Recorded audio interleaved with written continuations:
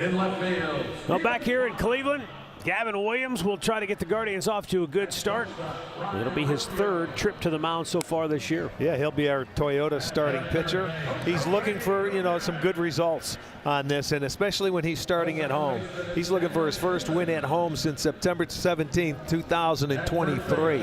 He lost all 7 starts at home last year, so he has an opportunity now to start this year off on the right foot at his home ballpark. Let's see if he can go out there and give him 6 innings. Here's the lineup he will face for Will Venable and the Chicago White Sox today. Nick Maton will lead it off. He's the DH. Andrew Vaughn at first base in the 2-hole. Miguel Vargas at the hot corner will bat third. Matt Thaiss will do the catching and hit cleanup. Austin Slater is in right field batting 5th. Lenyn Sosa 6th. Brooks Baldwin, a switch hitter, batting 7th. Michael Taylor in center field hits 8th, and Jake Amaya, the shortstop, batting 9th. And defensively for the Guardians, looks like this. In the outfield, it'll be Kwan in left, Jones in center, Noel over in right, Ramirez at third, Rocchio at short, Schneemann is the second baseman, Manzardo at first, and Naylor doing the catching. Crew Chief Dan Isanya will call the balls and strikes here this afternoon. C.B. Buckner down at first base. Scott Berry, your second base umpire, and over at third is Adam Beck. Game time temperature this afternoon will be 44 degrees. And dry, though. Very dense, overcast clouds. It is dry. It moved through at the right time. Nick Maton will lead it off for the White Sox, 1 for 4 in the series with a walk. Guardians have won back-to-back games for the first time this year coming in. The Sox have dropped 7 straight. First pitch is fouled straight back.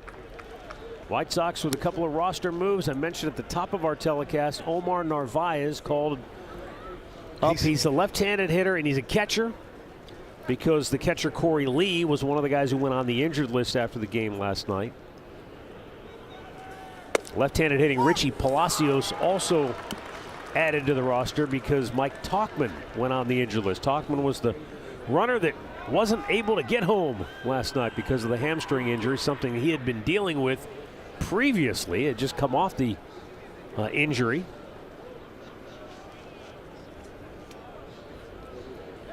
Two strikes. And the wide of the pitch to Nick Maton. Bounced in there. Got to keep an eye on if Gavin can keep the ball down. His last start, everything seemed to be upstairs. Fastball, breaking ball. Command wasn't there. He was falling behind in counts, but he's ahead in the count right now. Yeah, he only made it through 3 innings against the Angels in Anaheim. 75 pitches. Line to left. Kwan breaking in. Can't get there. Boy, that was placed perfectly. And that ball was about a foot off the plate. Maton did a good job just to get it out, but I think if it was elevated, that helped him go the other way. You see that ball is up and out. That's a foot off the plate. And he just gets enough of it and placed it perfectly. Look at that. The triangle didn't work out. It'll start off a base hit. Andrew Vaughn.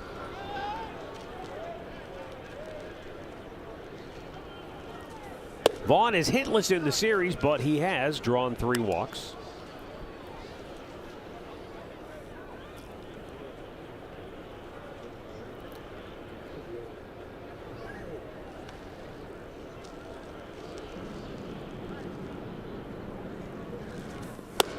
Tied him up with a good high fastball. Well, he has a good fastball. If you start swinging at it up there, it's going to be tough to, get on top of that pitch from Gavin.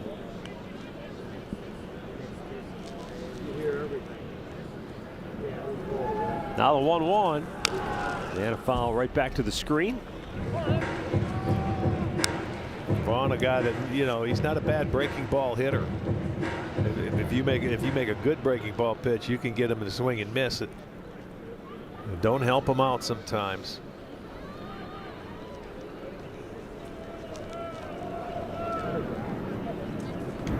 Throw back to first base. Maton beat the tag of Manzardo. Maton thrown out his only time trying to steal so far this year.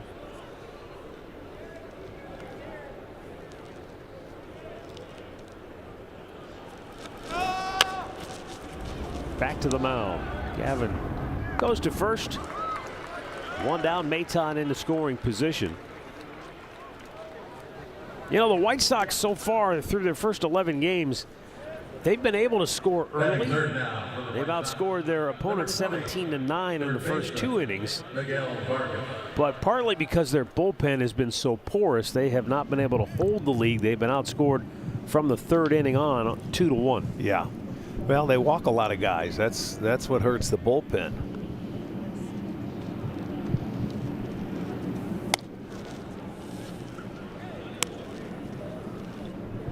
No defense for the walks, and that was a big problem for Chicago pitching. Their starter in particular last night. It was the bullpen the night before. Last night, starter Sean Burke walked 4 in his 3 innings of work. Yeah, both these teams collectively at the start of the season are not hitting very well for batting average, hitting with runners in scoring position. So any free passes you give up, you got to force these hitters who aren't swinging the bats very well to put it in play.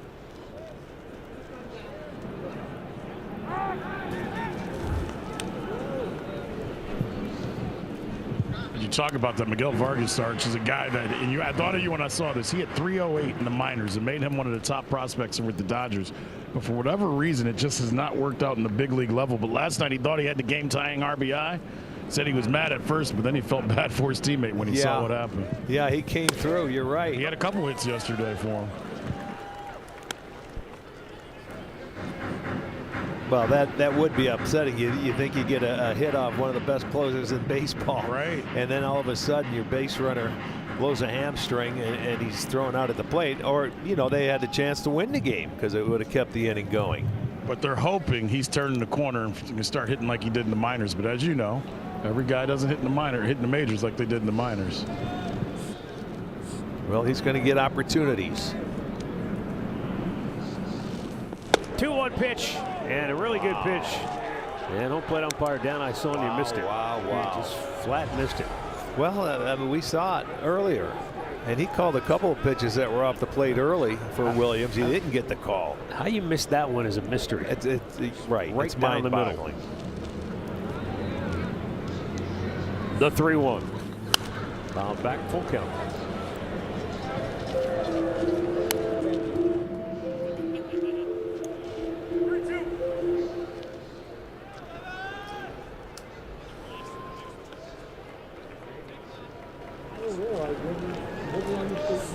Here is the payoff pitch.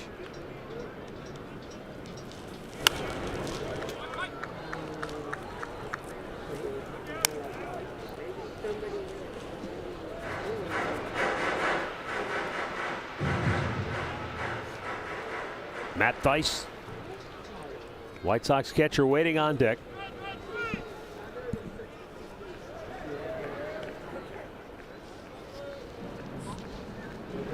Once again, the 3-2 offering.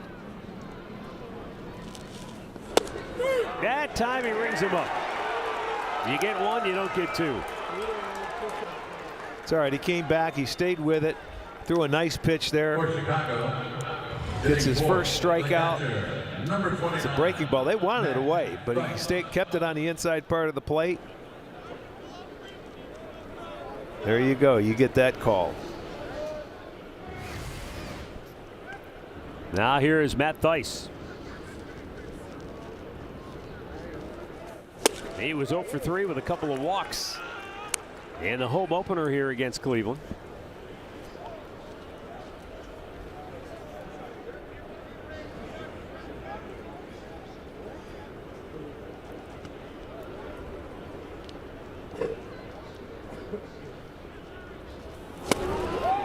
Gavin just rearing back, chucked it by him. Leadoff single by Maton, moved to second on a ground ball back to the pitcher. Now Gavin trying to make quick work of Thaiss and get his team up to bat here in inning number 1.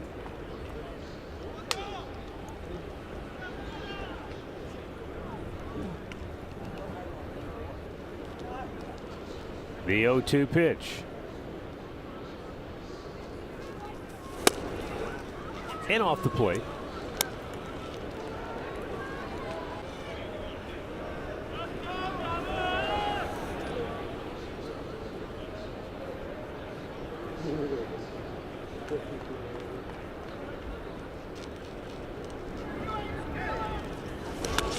Yeah, that one, Bo did everything he could, but that was a ball that just no chance. hit the dirt, and he didn't know which direction it was going to carry him. I mean, breaking ball, that's a curveball, straight over curveball, the top. yeah, and he spiked it. That was well out in front of home plate, and there was really nothing Bo could do. You don't know what it's going to happen once it hits that dirt with the spin he put on it. It was 0-2. It's now 2-2.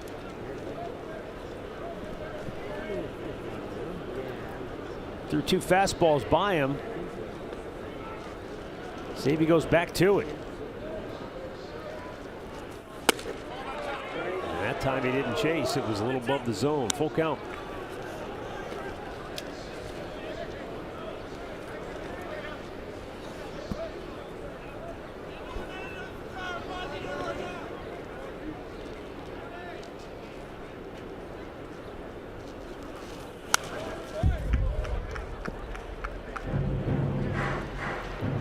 You know, you get a guy down in at bat 0-2. You'd like to put him away. Now he's had to work and throw what, at least 6 pitches, 7 now.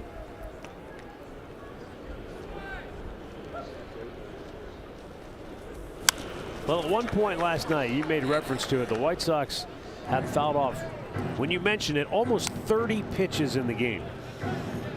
And so what does that do? It drives up the pitch count, absolutely. keeps you working hard. I mean, on both sides, there were a lot of foul balls, and you think that there were some pitches pretty good to hit, but everybody was fouling them off. Here's the 3-2 again, and that's in the dirt, and a run will score. And the White Sox take the lead on the second wild pitch of the inning. Well, not the way you want it.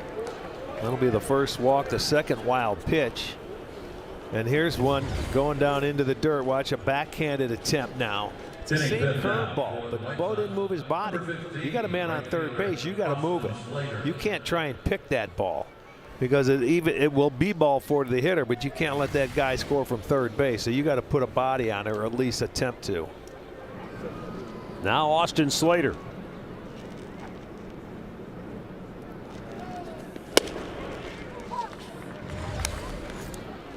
There you say he wants it down, and you're on that knee, but he couldn't move with that one knee go to his right. He's on it again. You get that same pitch, and you can't backhand it. So there you go, a free run for the White Sox. Runner takes off. Gavin steps off, throws to second, and that'll end the inning. Raggedy baseball here at the outset. White Sox 1, Guardians coming to bat.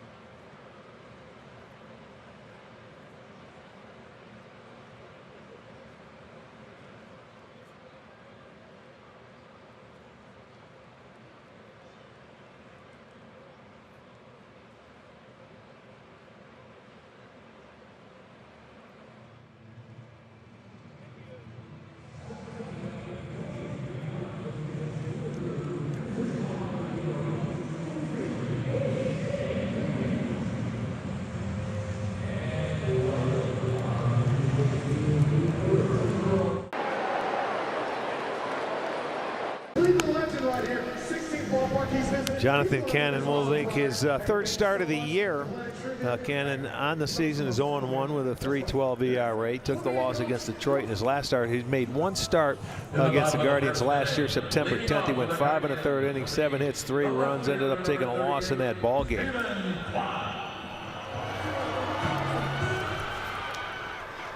Stephen Kwan will lead it off for Cleveland. This is another guy, the Chicago, we should say, that from what we've seen in this series, that has a nice changeup.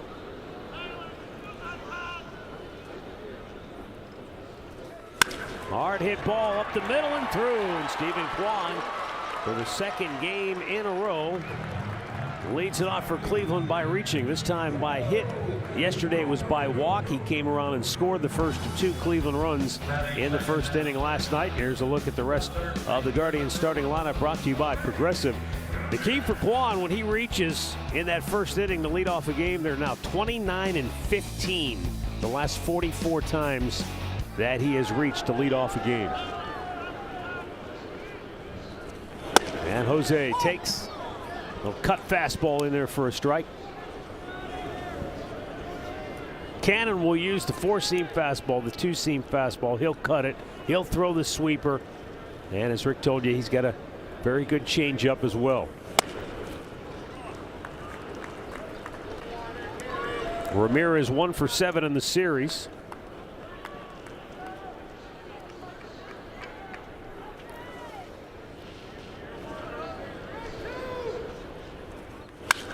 Popped him up. There it was, that changeup, 85. Amaya, the shortstop, calls for it. 1 down.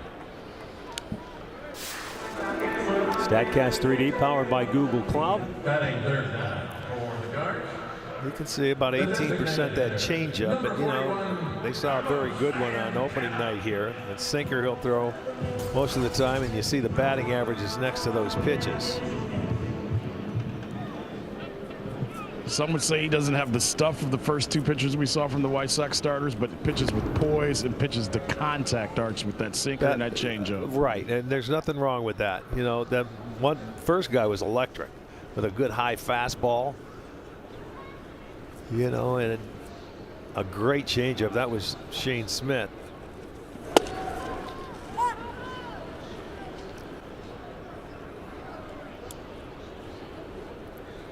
It's all a matter of playing the game where you get them in the hitters in the rocking chair, keep them off balance, keep the ball off the barrel of the bat if you can. Santana lifts it foul toward the dugout and just out of play.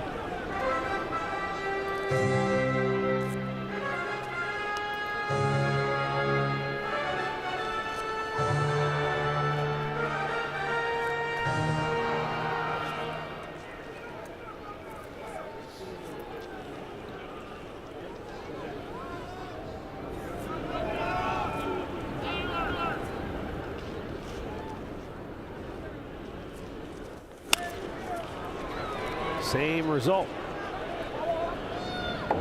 The White Sox are hoping that Jonathan Cannon will be as reliable this year as he was in his debut a year ago. He averaged almost 5 2/3 innings per start, which was second best among American League rookies. Well, you get a rookie that can go out there and give you almost 6 innings every start. You're right, that is a bonus.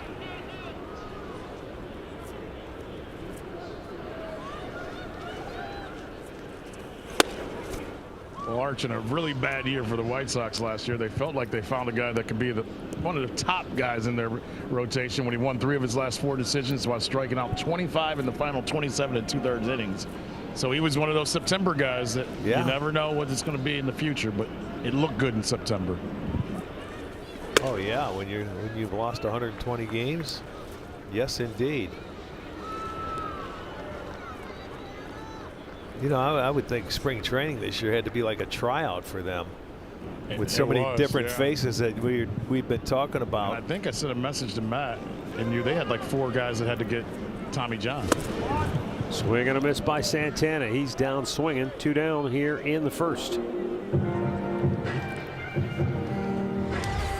Oh yeah, there you go, the circle change.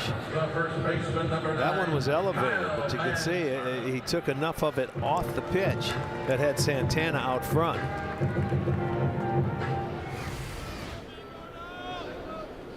Every pitcher will hold it differently according to the grip that they feel comfortable with. Kyle Manzardo mashes one to deep right field. Goodbye. 2-1 Guardians in the first on a 2-out 2-run explosion from Kyle Manzardo. His 4th home run on the year. He leads the club now with 11 runs batted in. Yeah, he was on a little 0 for 7 slump right there. So the first pitch he sees, he belts a home run. They'll come right back and take the lead.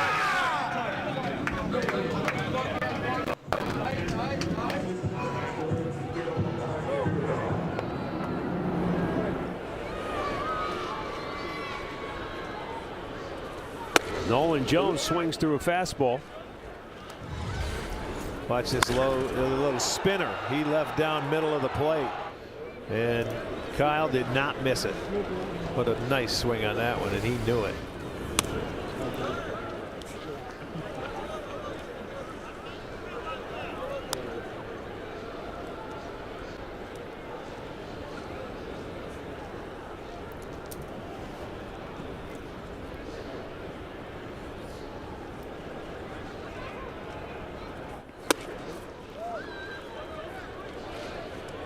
Cutter in on his hands. It's 1 ball, 2 strikes.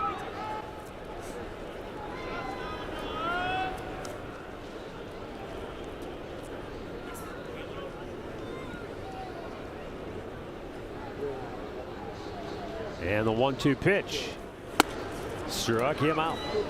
Came back with the cutter and retires the side, but not before Kyle Manzardo flips the script and puts Cleveland in front 2-1 with his 4th home run of the year.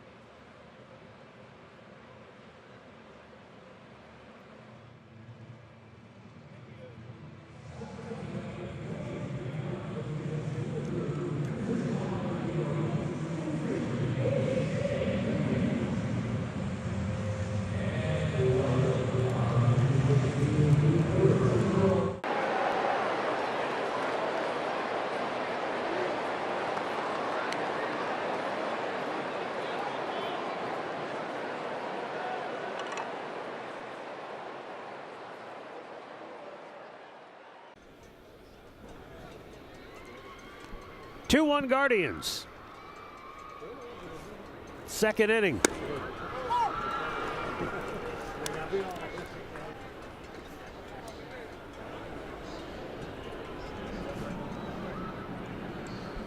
Austin Slater 1 for 5 with a double.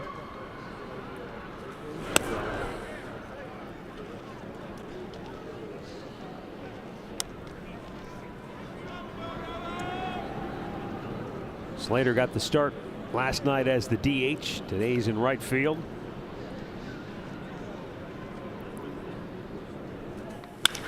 Line drive just beyond the reach of a leaping Dan Schneemann. The White Sox leadoff man is aboard here in the 2nd. He hit that ball on the button. That was a line drive right back where it came from. It was a fastball, and you can see the swing past Schneemann and into center field. Second knock for the White Sox, both leading off an inning right now. Up comes Lenyn Sosa.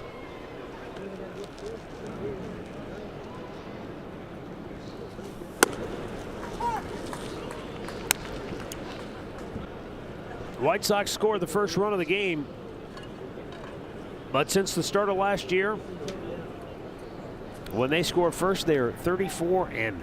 Oh boy! No other team in baseball is at least every other team in baseball is at least 8 games over 500. Yeah, when they score first. Yeah, that's what you would figure. That's the key. You try and score first, and it makes it a little bit easier for you. But they had a tough year last year.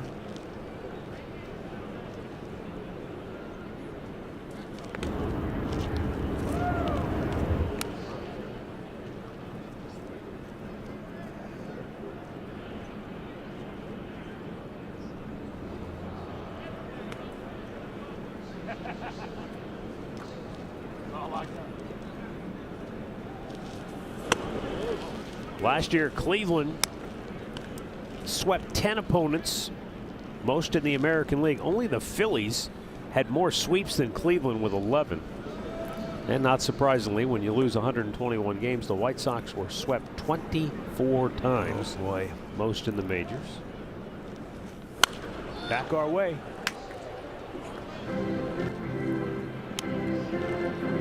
Two balls and 2 strikes.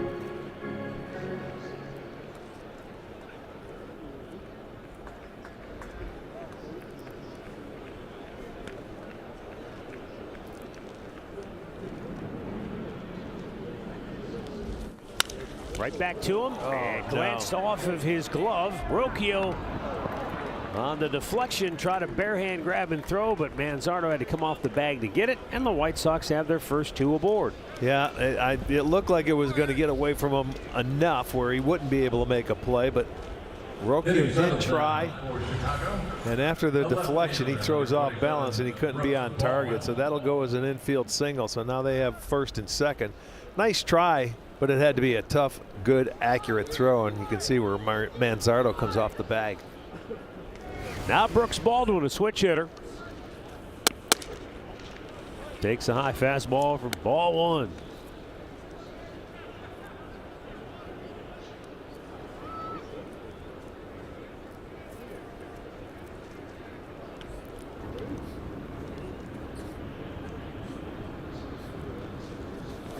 And he tied him up with a good 97-mile-an-hour heater. You know, they were playing in like they think they're going to bunt. It's tough to give up and out, especially early in the ball game. If you're Chicago, you got a chance, see first and second, nobody out. They can't give up outs the way they're swinging the bats. Can I counter you on that? I'm playing Sure. devil's advocate. They've gone 5 games without hitting a home run, and when you're not scoring a lot of runs, Arch, at what point do you get to the point of playing some small ball? I'm asking. How are they hitting with runners in scoring position? True. I'm thinking the one veteran they have is Michael Taylor, who's on deck. Right. That would the only thing that makes any sense as to why you would think about And bunting. it's early in the game, man. You're talking second inning. I agree, but I think the one thing that we all talk about, I think in baseball world, like everybody's like against the bunt, but I think in certain situations with certain teams, I think it's okay. With certain teams, you got to have the right team. You got to have the right guy up that can bunt.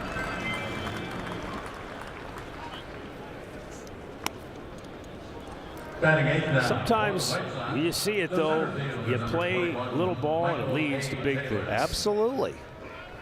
Bet 365 betting odds for the day. Gavin Williams has struck out 2 in the early going. 1 out. Michael Taylor closing in on 10 years of service time in the big leagues.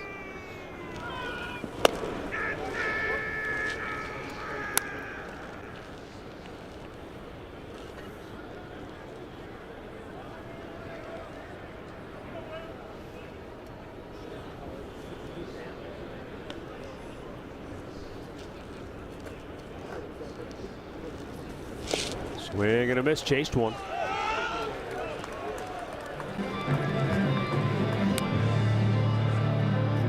One ball, one strike.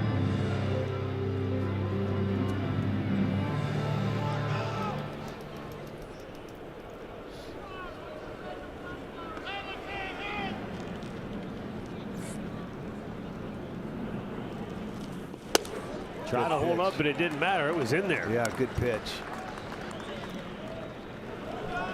See, now he's getting a feel for that curveball. There it is, right there. That's a beautiful pitch. Even though it was down the middle, it had good break to it. And it looked like a ground ball pitch if he would have put it in play.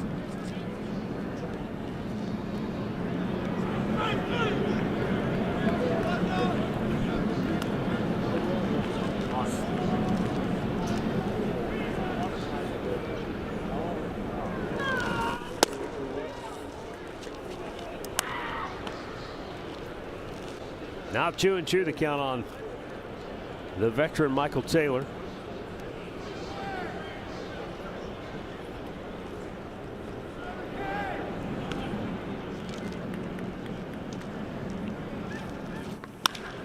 Line to left. Kwan makes the play. 2 down. Arch, if they would have moved the runners, that might have been a run. Yeah. And if allowed. I know where you're going. Number 8, the shortstop, Jacob Amaya. I guess what I'm really asking, at certain points when your offense is struggling, you got to get some action going one way or the other, right? I don't know. I'm not a manager, but if I was, I wouldn't have bunted.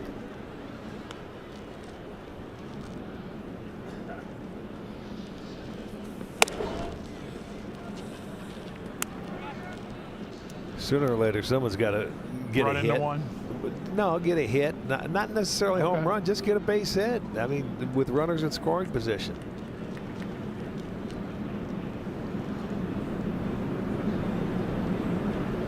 I think part of it is we assume, and that's the problem, that every player can get a bunt down.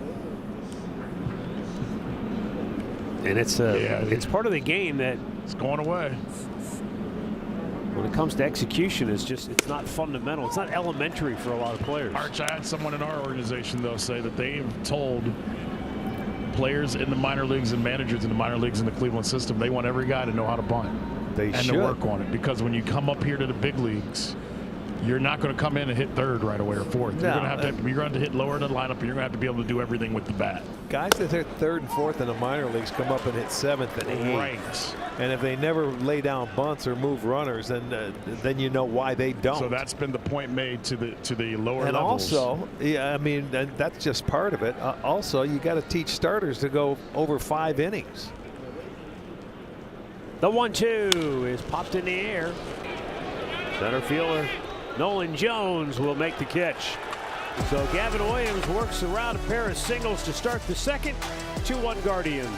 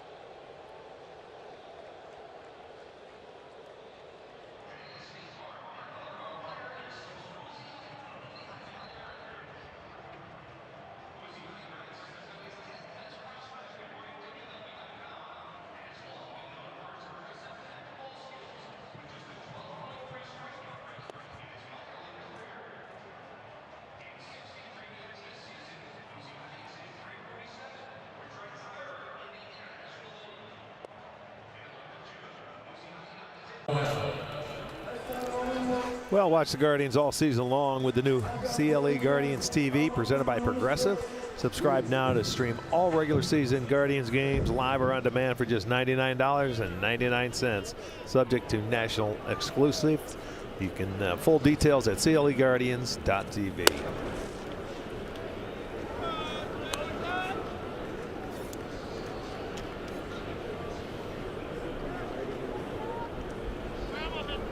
John Kenzie Noel leading off here in the home half of the second inning. Swings through a breaking ball.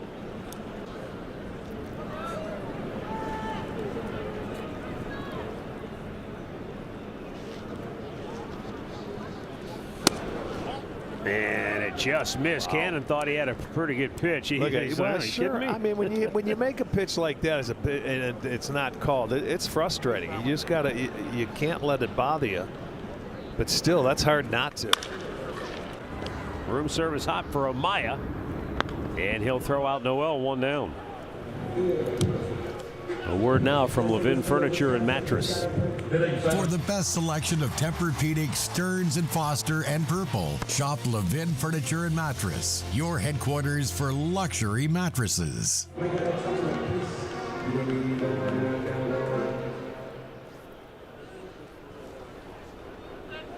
Bo Naylor.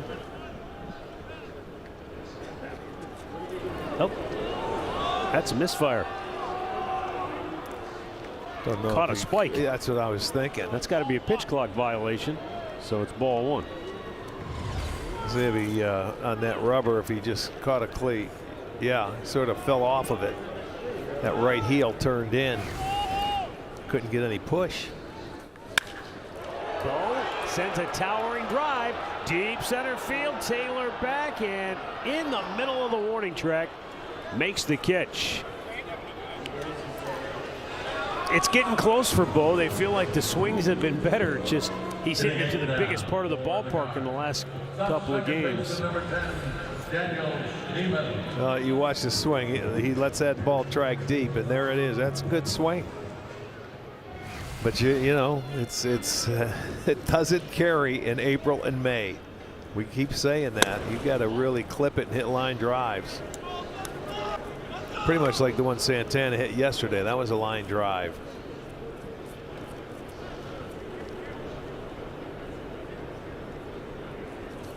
Or get it out front like Manzardo.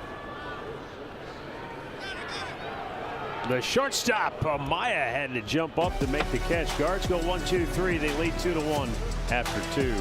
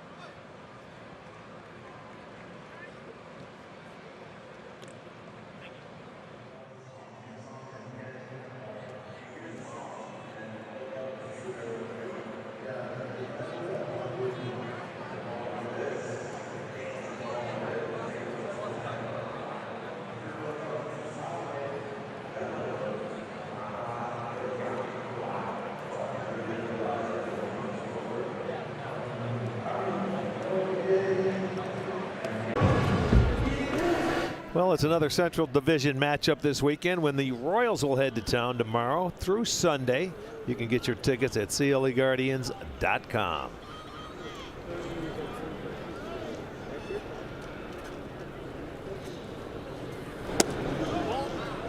Gavin Williams facing the top of the order, Nick Maton.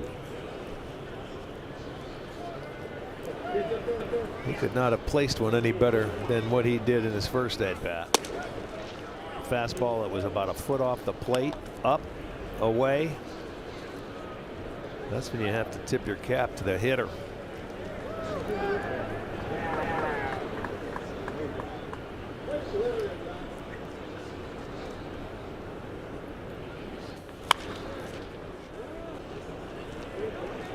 Found that right off the end of the bat, I believe. Yeah, the cupped end, it looks like. How do you get that far out in front of a fastball? You cheat. Usually see those kind of swings on a changeup.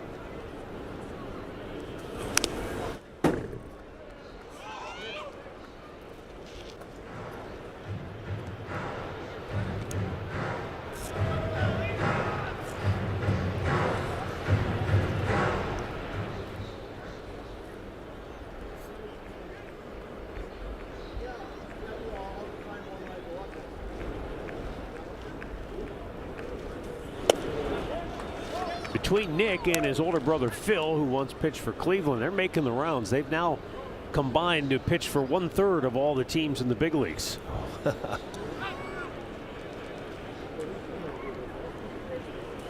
Swung on and missed. Really nice pitch by Gavin Williams. Pulled the string on a curveball and gets his 3rd strikeout. Well, let's check out Gavin Williams in slow-mo. This is going to be a fastball. Now, he's got that high rider. If he could get that fastball down a little bit, it's beautiful. There you go, a little slider. And now the hooky. When he gets a feel for that curveball, it's a good pitch as well. And that curveball sailed over the head of Andrew Vaughn. Vaughn tapped one back to the mound his first time up. This is one that comes out. He never got it out in front. Just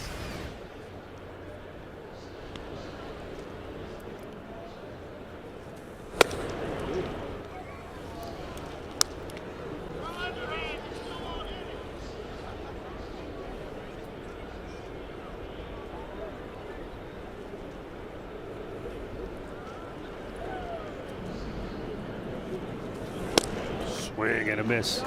Had the count in his favor and still chased the ball well off the plate. yeah, that to me is on the hitter there. When you have a count in your favor, you had to be sitting fastball there when the guy throws 98 miles an hour. Why would you offer at the slider that's off the plate?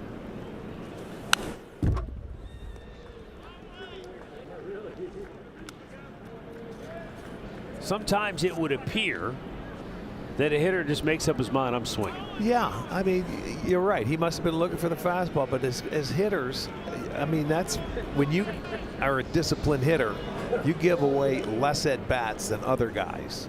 Guys give up a lot of free at-bats. So, I mean, it goes back to like Ted Williams always said, you got to guess. At some point, as you progress as a hitter, you start guessing because you're eliminating pitches. Right. This is what I'm going to guess That's it's okay. a curveball. And so the trick is, right, okay, that's not the curveball, so right. don't swing if that's what you're looking for. When you get the count in your favor as a hitter, that's when you should not guess. He swung and missed at a ball in the dirt. Bull will have to throw to first. 2 down, back-to-back Ks for Gavin. Yeah, how do you maintain the discipline to say, all right, well, let's just make it simple, right? It's 2-0. I am sitting fastball in a zone. So anything that wrinkles, you just don't swing, you right? don't swing at it if you're looking for the fastball. I mean, and you're just. I think guys try to hit the ball or think they're all right. That's our count. I can try for a home run. Just hit a line drive. Doesn't have to be a home run. Get it started. When you swing at pitches that you're not looking for, you get yourself out 9 times out of 10. Maybe more than that.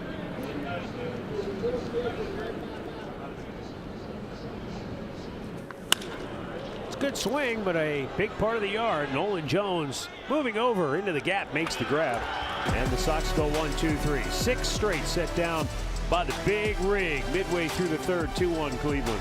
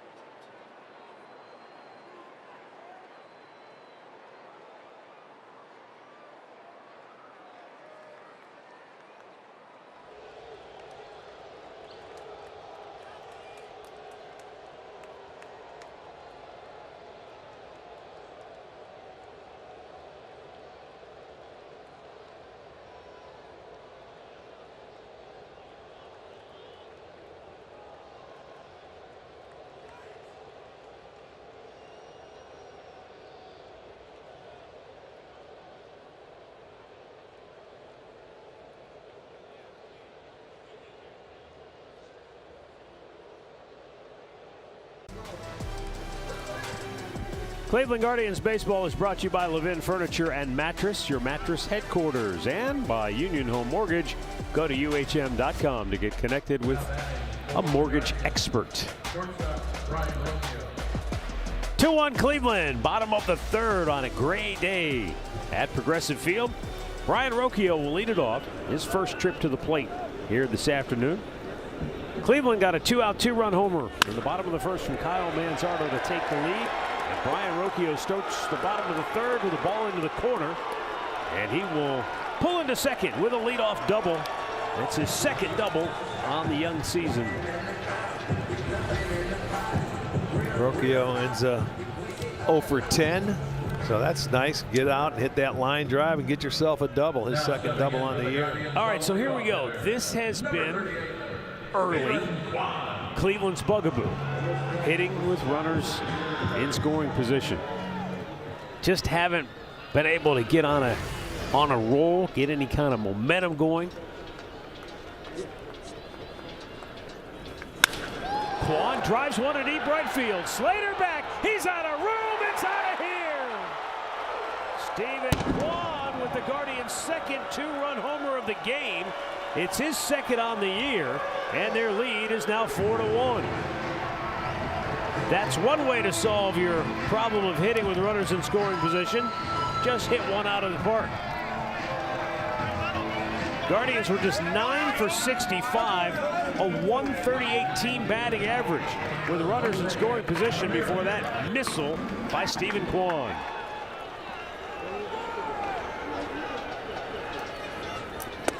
Boy, and they both jumped on him early. Double, a dinger for Kwan, his second.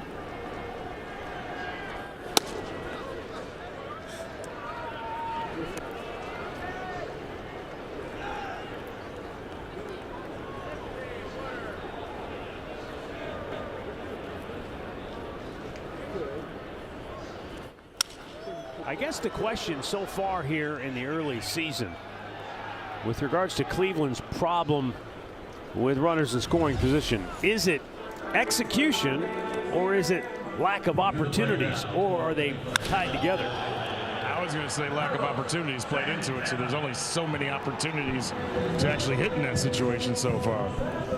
Well, there's another guy tried to stick the fastball by Kwan inside, couldn't do it. Can't sneak the cheese by him, Arch. No, he stays the same. He's quick inside.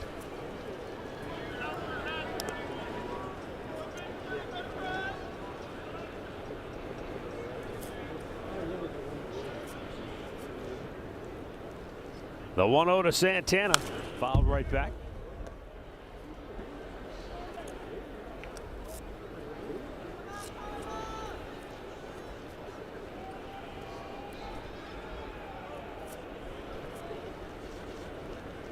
The 1-1 to Santana backs him off.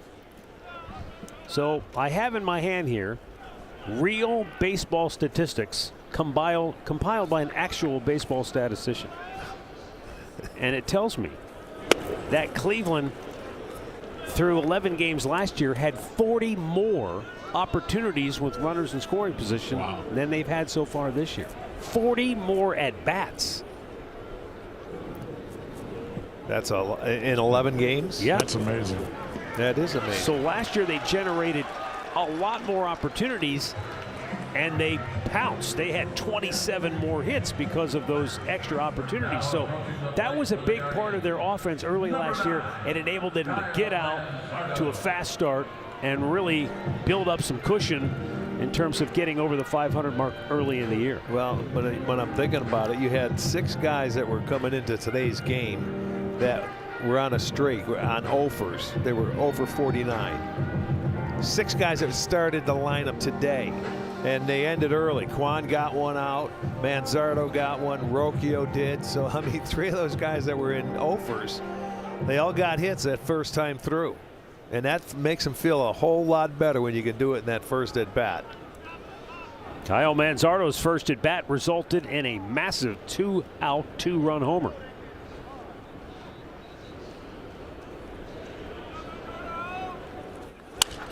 He lifts this one in the air to left center. And the center fielder Taylor taking charge, grabs it for out number 2.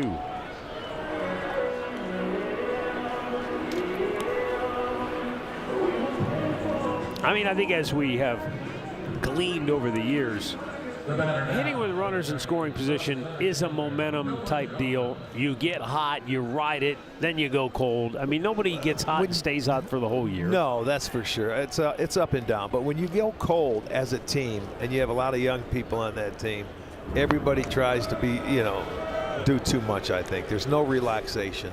And then you got guys that are moving around and not in the lineup every day. And I think you just keep trying a little too hard instead of just letting everything come to you. We've seen glimpses of it where what you're talking about has come to fruition, where instead of trying to be the hero, take your walk, pass the baton, let the next guy have the opportunity. That happened in game 1 of this series. Exactly. And I think it happened once on the road late in the game where you saw guys be patient and take the walk. Yes. And keep the pressure on the pitcher rather than think, I have to get the hit right here. Take what is given to you. And if it may be a base hit to left field, take the base hit to left field or take the walk. You could just move it. Well, last year it was keep the line moving. Arch. Matt, I even go back to the first series against Kansas City. When you talk about the opportunities, at least in the Kansas City series, they got the starters that throw a lot of pitches, and they were fouling things off. Didn't have a lot to show for it, but at least they got into the bullpen earlier. Yes, and that approach at least helped you win that series.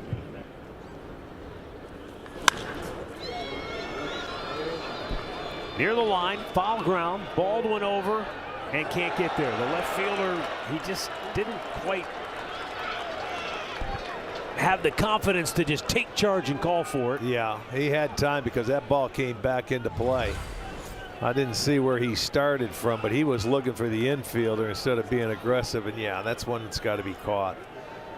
You can just tell the way he went about it. That's your third baseman. That's a tougher play for him. Outfielders have to make that play or call off the infielder.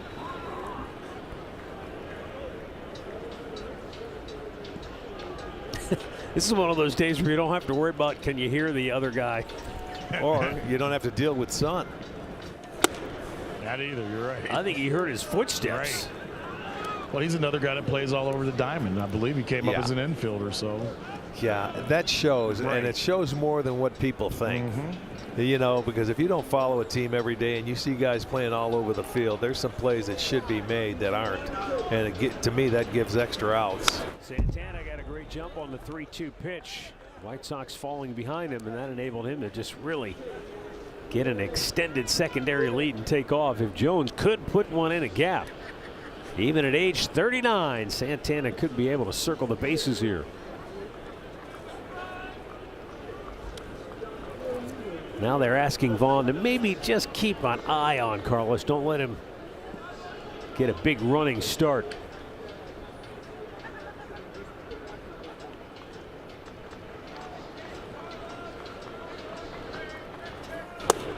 Strike 3 called, inning over. Couple of 2-run homers for the Guardians. One by Manzardo in the first. This time in the third, it's Kwan sending one deep and out of here. Guardians baseball powered by MLB.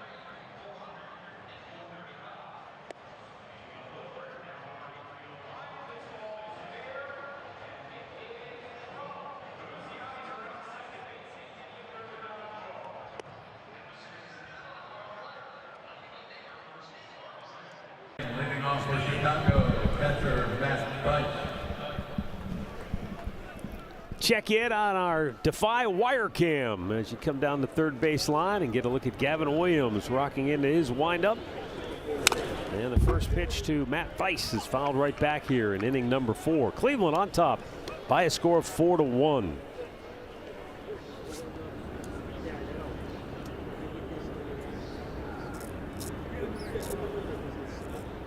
Matt Thaiss walked in the first inning.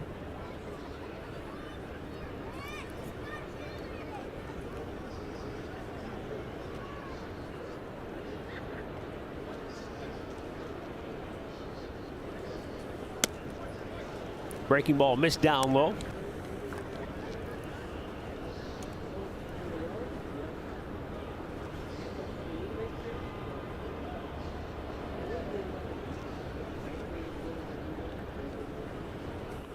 If you're watching on TV from your living room and you're wondering what looks different behind home plate, it just looks, those used to be the dugout, the diamond suites, the dugout suites. Correct. Between the dugouts, right behind home plate. Those have all been replaced by a new seating area that will have its own club lounge attached to it. But it's just it's a different look because you're used to seeing those dugouts closed in. Where Sandy Alomar once made that famous play, leaping over the side of the fencing on those dugout suites. He'd have to be like Superman now and climb that. The 2-2 is strike 3 called. High fastball, top of the zone. 5 strikeouts for the Big Rig. And that's now 7 straight set down by Gavin. There you go. They want it upstairs. They get it upstairs. And he gets the call on the top shelf. Matt, four-seam heater. Ooh, ABS. Matt, you made a good point about the new look behind there. I'm curious if a ball bounces off of there, if it's going to stick or if it's going to come back into play. Gonna have to wait and see. Game action. I don't think there's going to be a lot of ricochet to it. I don't think either. it would just kind of deaden. Arch, you should be out there throwing baseballs during batting practice. You should come down here tomorrow with a fungo and hit some fungos up. No, not me. Don't want to hurt your back, huh? Well, it's not going to bounce very far off. 1-1. In there for a strike.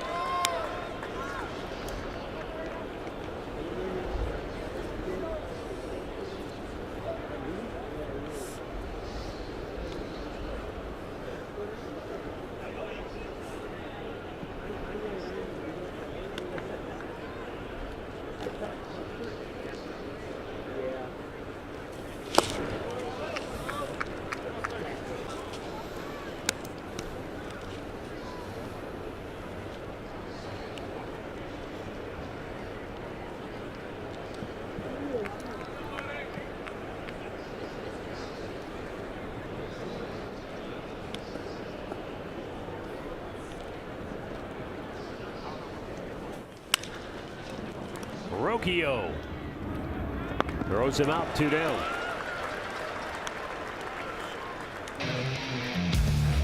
So far, Gavin's fastball's been up in the zone, and they've been able to swing at it. He's been able to throw it for strikes, and then he's going to change the eye level, and that curveball has been a good pitch for him. He's throwing some sliders, but you see that changes the eye level, and they got to cover both quadrants. Tough to do.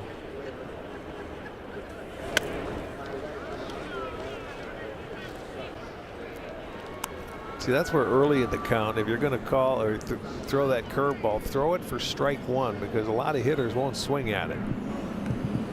You don't have to make it your strike 3 pitch. Just get it in the zone to get ahead in the count. Especially with that heater, right? Right. You know they're probably sitting on that first pitch. Well, you should. Well, right now you hope he can get to this inning or get this batter. So what does he get, 71 pitches, and you've used some of your big guys in the bullpen the last 2 days, so you need him to get deep. See, that's the thing for him. Right. He throws a lot of pitches. What's deep? Early. What is deep? He's going 5 innings at best. I know. He went 5 innings his first start, and he was throwing a lot of strikes, and he threw 74 pitches, 51 strikes. Last start, 75 pitches, 46 strikes. And he's about on that right pace there right now. And you're in Right. 4 innings. I mean, as a starter, you got to go, I mean, minimum 6 innings. But he throws a lot of pitches. You get guys down in the count. He had a guy 0-2. You end up had an 8-pitch at bat. You got to save those pitches if you want to go in deeper into a ball game. You can't waste pitches.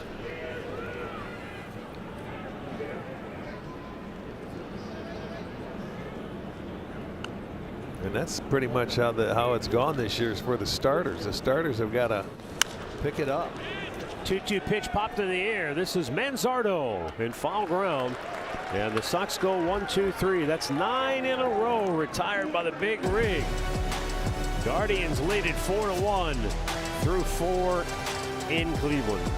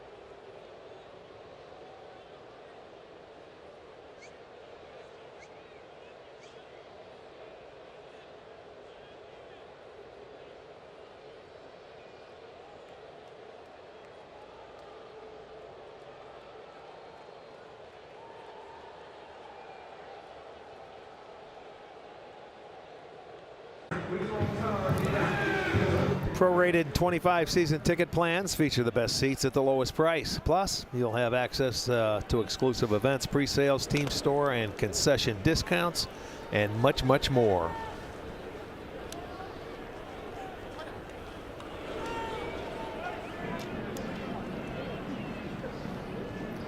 John Kenzie Noel leading off here in the bottom of the 4th. Jonathan Cannon. I mean, he's actually been a lot more efficient than Gavin Williams, even though he's on the short end of a 4-1 score. That ball's mammoth smash by Rougned Odor. At least he didn't have to hit the deck this time. Well, his feet were moving.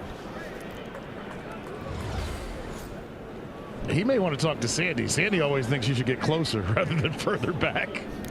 Well, he might be right. Otherwise, he's got to go out to left field. He's almost in left field. Right. I mean, he's beyond the dirt, the cut of the infield. I don't blame you, but Sandy always says sometimes being closer is easier to move.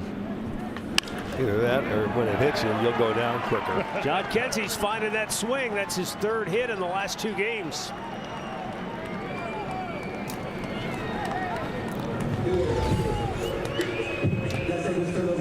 As a changeup. Yes, it was. It was down. You see those legs bend down to go down. His back knee hit the ground. And you watch him, how those legs go down, and it's able to keep that swing back, and he was able to keep the hands back enough to get enough of it to slap it in the left field. Now Bo Naylor.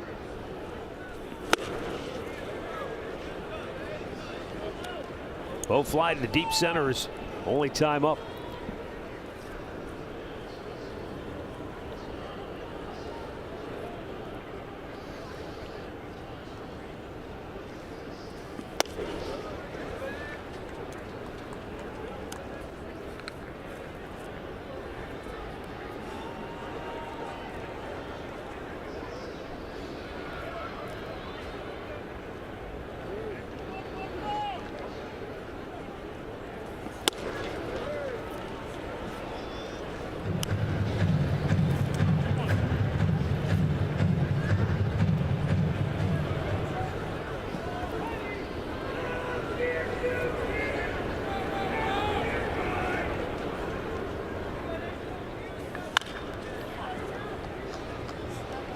You know, we talked about Bo's last couple of games where he's had good at bats, good swings, hitting it to the big part of the yard.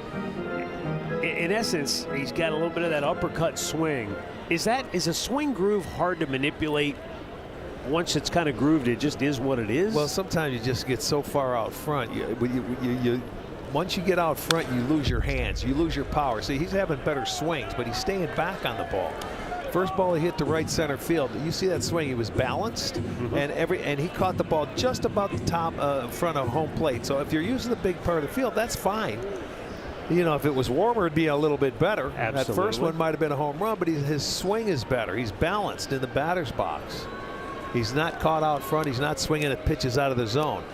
And I heard Schneeman say this when we were in Kansas City. I'm going to take everything until it's in my zone, my power zone. That's what you do as a hitter. Look for that part where you know you can do damage with, unless you get to 2 strikes and then you have to swing your bat. Sure. Then you can expand a little bit and you can't help it. You're protecting. You're trying to put it in play. But until you get to that point, you just look for that zone that you're happy with, or your happy zone, and let it go and see what happens. Runner at first, John Kenzie Noel. 3-2 count for Naylor. Eliminate doubt. He takes ball 4. And that's what happens if you don't get a pitch you like. Well, he threw him a 3-2 changeup. Yep. And it missed off the plate. He had a little bit too much fading action on that one. But that's the thing. You better throw it for a strike if you're going to throw him the 3-2 changeup. You can't throw it for a ball, and he had a good at bat, and guess what? You walk, and now you got a guy in scoring position. Yeah, it's only the second walk from Jonathan Cannon, but down 3 runs. It's the last thing he wanted to do, because now Cleveland has an opportunity to have a big inning with 2 on, nobody out. And you're going through the lower part of the lineup where you want to make outs. And to me, it's a 4-1 ball game. Why are you giving up an out on 4-1 ball game? I really don't think that Stephen Vogt put that on.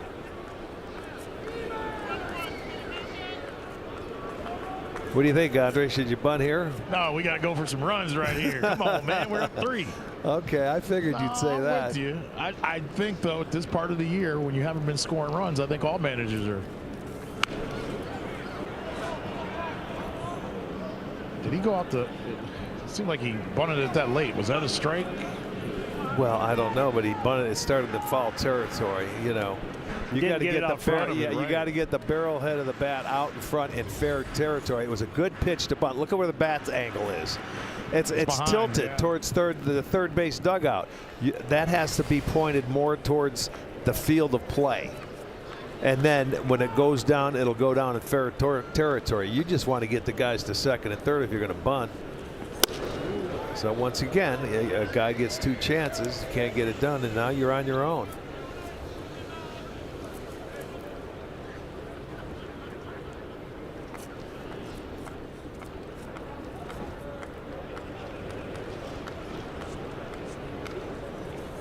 In the dirt, 2 balls, 2 strikes.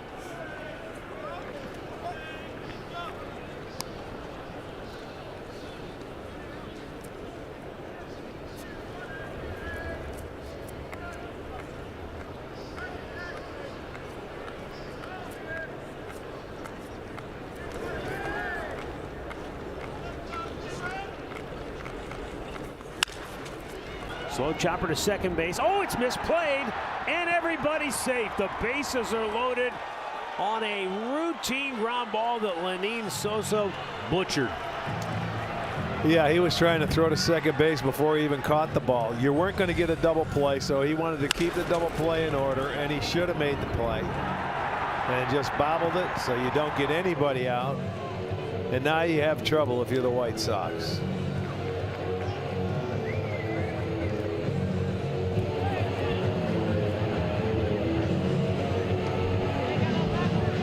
Last time up, Brayan Rocchio had a nice, easy swing for that double arch. Now, we know in these situations at times he's been a guy that's overswung a little bit, but you got to keep that same swing he had earlier. Well, you certainly hope so. And it was early, too, and it was smooth. It first was, pitch. Jumped looked on good. Stepping to the plate for the Guardians, the shortstop, Brayan Rocchio. Brayan Rocchio.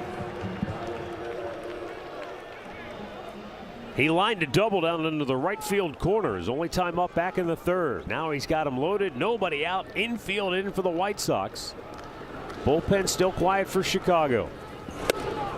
Chased one down and off the plate. A changeup. Well, here's the good swing. His last at bat, he gets it. His foot gets down and puts a beautiful smooth swing on it. This time he started him off changeup and he was way out in front and he swung at it. There's a liner right to the Sosa second baseman. And he tried to turn two, but well, a good try. Bo Naylor was back in time. It was hard to get off that base. That ball was hit so hard, you couldn't take a step. But he did. He put another good swing here. He stayed back, and it's right into the. And Bo was lucky to get back. So that re-rack it, bases loaded, but now one out. Stephen Kwan has been ready in 2 trips to the plate. A single and a 2-run homer. Pulled the trigger on the first pitch fastball here. Here come you go, fastball. Base hit, first at bat on a fastball in. They don't think he's quick. We'll take that. He's quick there. This guy never changes his swing.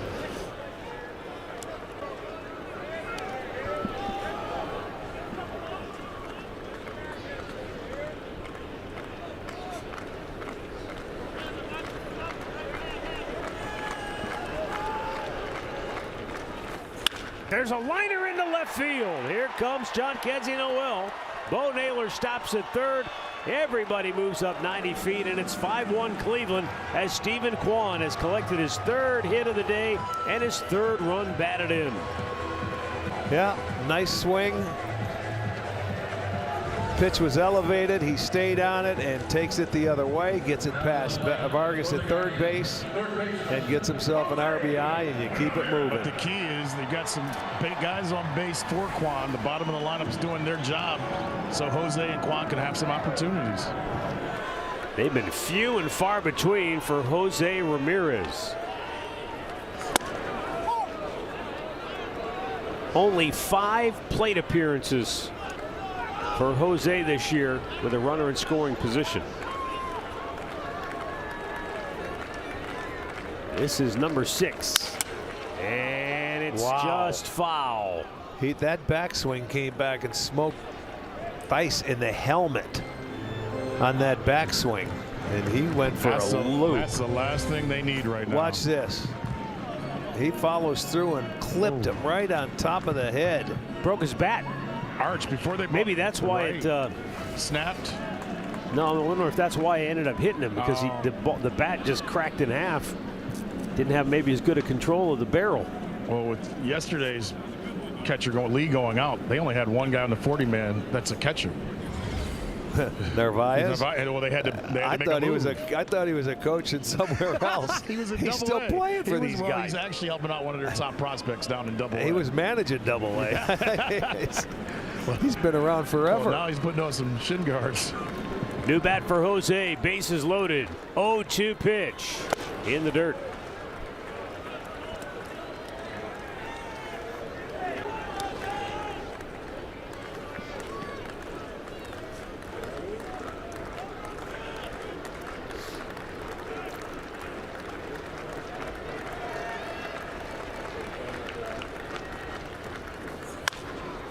Out of play to the left.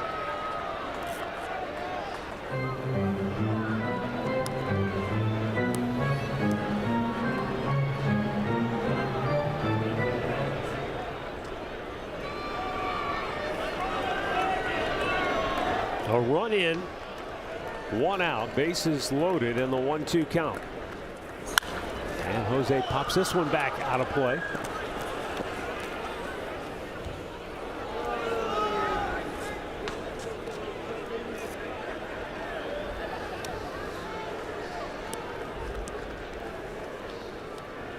John Kenzie Noel started the inning with a base hit to left field. He's come around to score.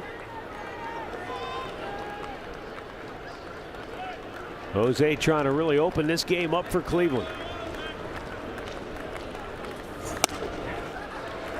2-2.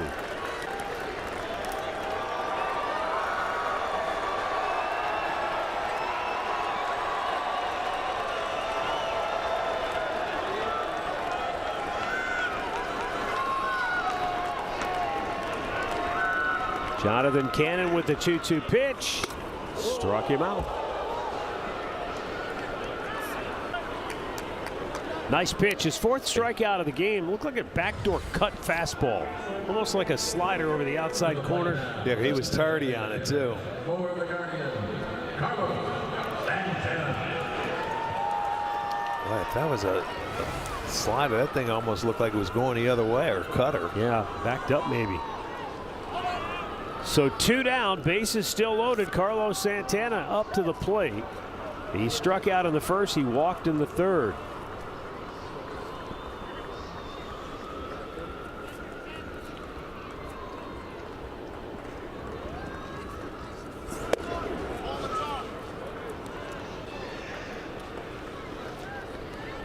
There's your Hyundai in the driver's seat. Santana last year started the year 4 for 41, but that's kind of typical of his slow starting nature. This so far, and again, it's 11 games, but it's been atypical. Santana batting .286 coming into today.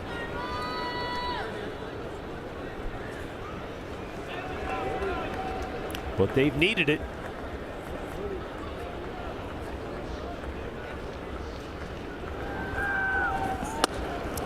Tell you what's amazing is if you'd have told Will Venable you're going to hold Jose Ramirez to 1 for 10,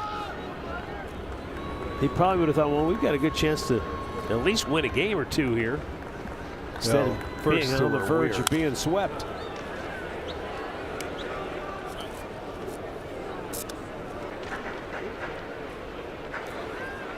They won 1-0 on a walk-off walk in the home opener, and yesterday hung on for a 3-2 win in bizarre fashion in the 9th inning. 2-2. Inside full count. So far today, Cleveland has powered their way to a 5-1 lead via the long ball. 2-run homers by Manzardo and Kwan. Kwan adding an RBI hit here in the 4th. Manzo on deck. He would be next. Everybody moves on the 3-2 pitch. Bouncing ball to second. Sosa throws him out. Stephen Kwan's having himself quite a day. 3 hits for the Guards leadoff man. A 2-run homer, an RBI single, and Cleveland leads it 5-1.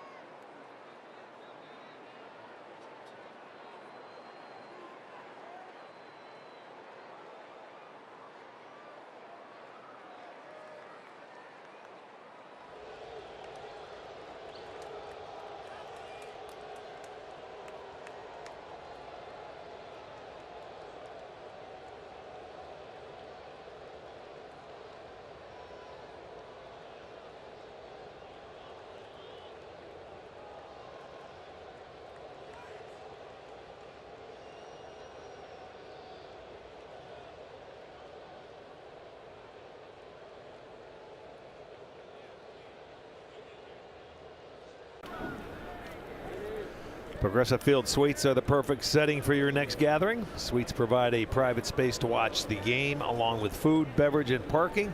Learn more and book your suite at premiumcleguardians.com. Gavin Williams back out here for the 5th inning. 75 pitches under his belt. Bouncing ball foul, first base side.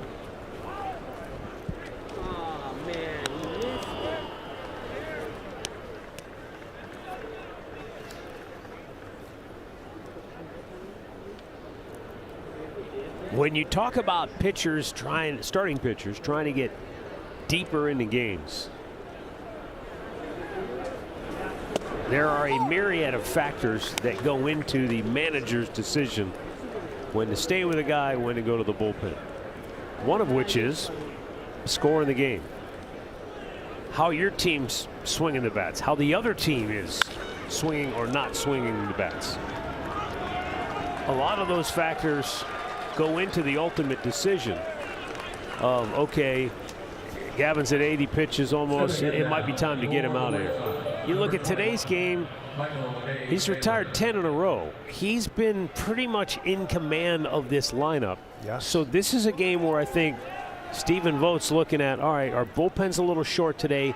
He's rolling. He can They're push not him. swinging the bats well. This is a game where maybe you give him a little more leeway. Yes, and you know, when I told you earlier, last year when we pitched in this ballpark, he was 0-7 in his 7 starts. Did not get a lot of run support all year long. They did not score when he pitched. Didn't matter sometimes whether we're at home or on the road. And when you get to that middle part of the game and you know you're tired and you may be struggling, you can't afford to push him anymore. You get the lead once in a while, it's a little bit easier for that pitcher to stay out there and relax and go a little longer. And you want to get him to 100 pitches just to build upon that going forward, though, as well, don't you? You would like to, because that's what they shoot for. What, about 90? About 90 in to spring? 100, right. Yeah. But the game dictates that. He went right. That's why you have to be so efficient when you're a pitcher now.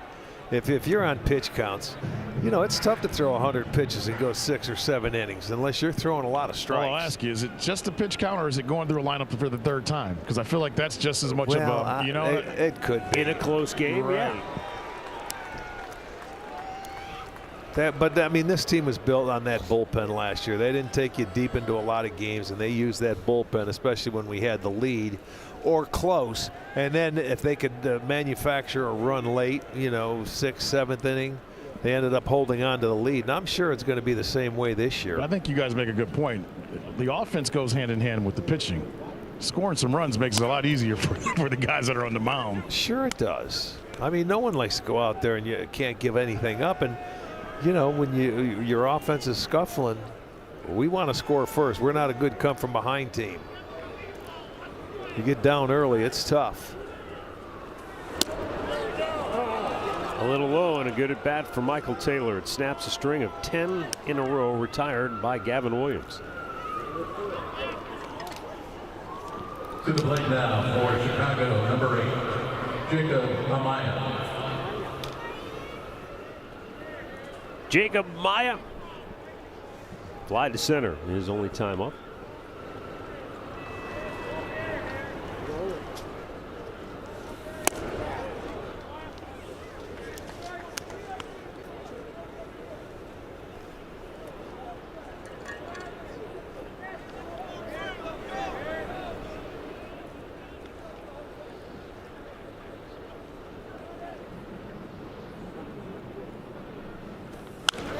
Back out of play. Amaya was the White Sox opening day shortstop this year. Last year, Paul DeJong was the opening day shortstop. 3 years ago, it was Tim Anderson. 4 years ago, it was Leury Garcia. A lot of turnover, huh? And it's such a premium position. It's hard to believe you'd have 4 different opening day shortstops in the span of 4 years. Well, they had one there for a while, for about a dozen years at short, that would play Played every day.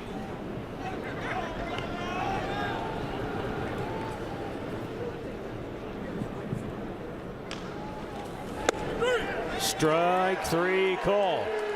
Little backup breaking ball, and it throws Amaya 2 down.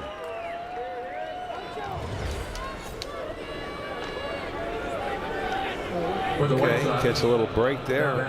The leadoff, number 0, Nick Maton. Strikeout number 6 for Gavin.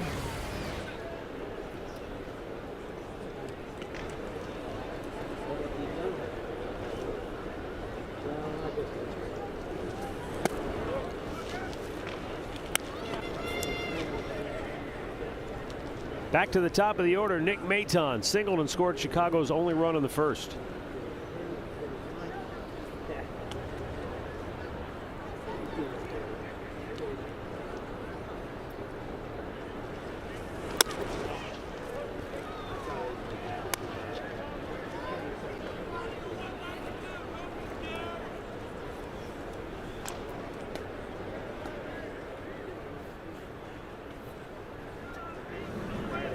Alexei, yes. Oh, Alexei Ramirez. Yes, number 1. He was from Cuba.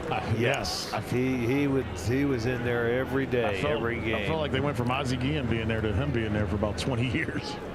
I know there was someone in between. Don't forget about Juan Uribe. Yeah. Our guy Juan. Swing and a miss. Jacob Junis getting loose.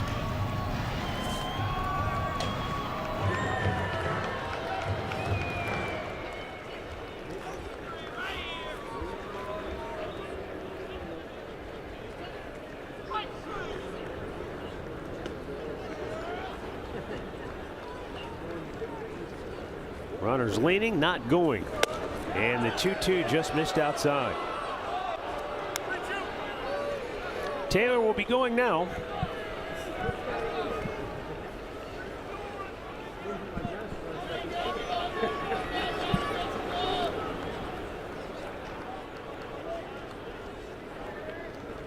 Here's the payoff pitch, and strike 3 called. Gavin Williams finishes with a flurry. He has 7 strikeouts on the afternoon, and the Guardians lead it 5-1.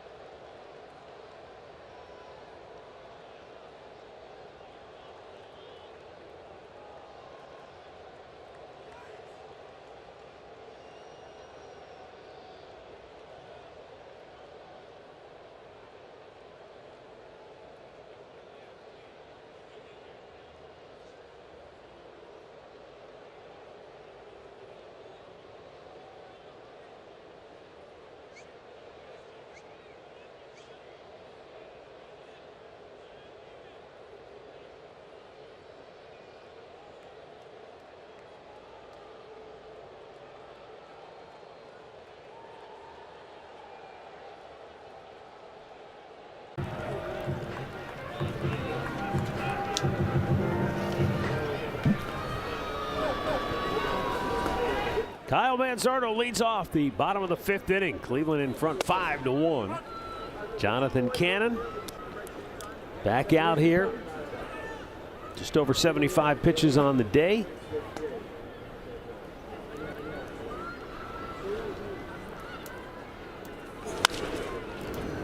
Handful of guys moving around on the White Sox bullpen, but nobody throwing to this point. Back in the 1st inning, Kyle Manzardo, crunch. Boom.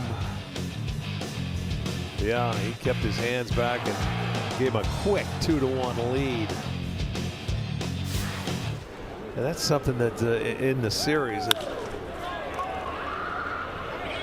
Michael Taylor coming in from center field. 1 down. In the first 2 games of this series, they were 1 for 32 offensively, less than 2 outs. they couldn't get anybody on base. You know, they got their hits with 2 outs. Today, they're 5 for 14. But they got aggressive and they had some hits, 3 hits on their first pitch. They had, you know, a hit on the second pitch and 1 on the 4th pitch. So, I mean, they've been getting after, but at least they've had some runners out there early. Stephen Kwan, since he came into the league, has accumulated 42 3-hit games. 3rd most in the American League. Tied with a familiar name, Shohei Ohtani, for 5th most in the majors.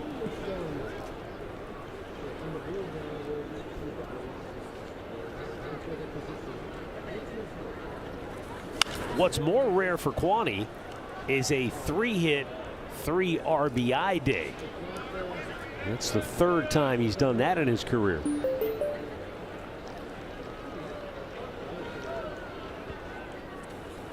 Nolan Jones takes a called 3rd strike, and he's out for the 3rd time today on strikes. 2 down here in the 5th.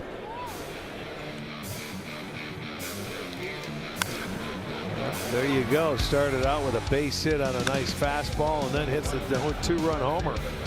2nd at bat, and I love this one with men on scoring position. Stayed on the baseball. They sneak in at 3rd base, drives it by him. Just move it along. 3 ribbies, 3 hits, scored a pair. John Kenzie Noel has had himself a good series. He's had 3 hits in 7 at bats, including a run batted in.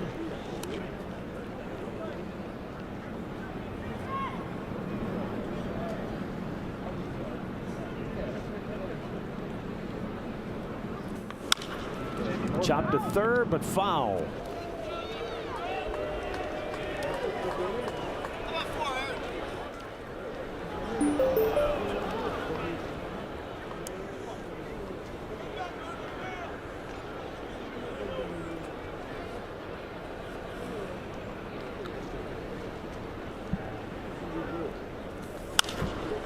Popped up. Right side. Vaughn. Guardians go in order. They lead it 5-1.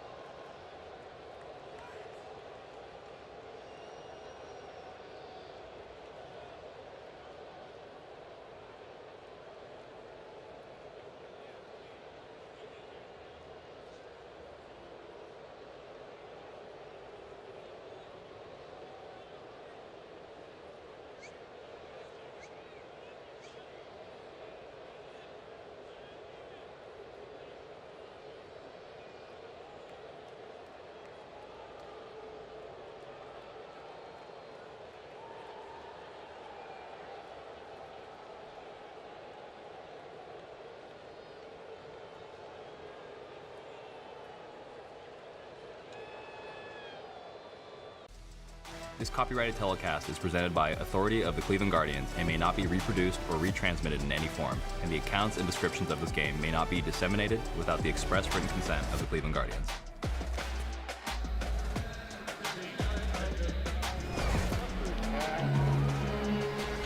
Five-1 Guardians on top as we go to the 6th inning of play. Our thanks to Stephen Kwan for reading the disclaimer. Copyright. Yeah. Jacob Junis, Cleveland Clinic call to the bullpen. Here in inning number 6. Junis appearing for the 2nd day in a row. He worked 2/3 of a scoreless inning last night. As Junis was coming in, we were talking about him last night. Andrew Vaughn sending a fly ball to deep center field. Back on the track to get it as Nolan Jones went away. And he made it very clear to Stephen Vogt in the early going, I'll pitch any role you want. Doesn't matter, early, late. Last night he pitched in the 8th inning. Today he's in the 6th inning. Day game after night game. And I was thinking, Rick, about that sort of utility man. The bridge guy? Label that we give position players. He's a utility pitcher out of the bullpen. You can use him in a variety of roles. And I was thinking about the way we started the season on the road. And when we were in San Diego, our truck engineer is the son of Kurt Bavacqua, right, who was a noted handyman in your era and into the 1980s, specifically, and maybe most notably with the Padres when they went to the World Series in '84. But it's nice to have a guy like this. You don't think of utility guys on the pitching side. Well, because Junis has done it all. He started, he's relieved, you know, he's gone through it. And it doesn't matter. Guys like that very valuable because, like you say, we were talking about the score. It dictates when you can pull some guys. You know, the back end of the bullpen's gotten a lot of work in this series, so you can maybe settle them down. Swing and a miss. We got another 3 straight game. Kansas City coming to town for the weekend. You know you're going to get into the bullpen then. Good slider from Jacob Junis, the one-time Kansas City Royal. Yeah, Kansas City will be here tomorrow night for a weekend series.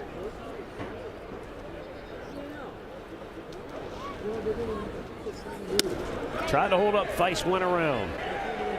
We've got 6 o'clock starts on Friday and Saturday and a 1:40 start on Sunday afternoon to wrap up the weekend against Kansas City.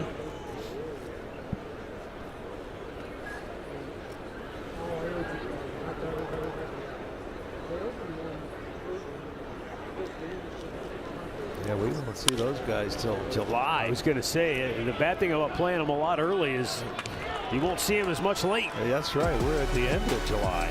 Jacob Junis with a 1-2-3, 6th inning. Guardians up 4.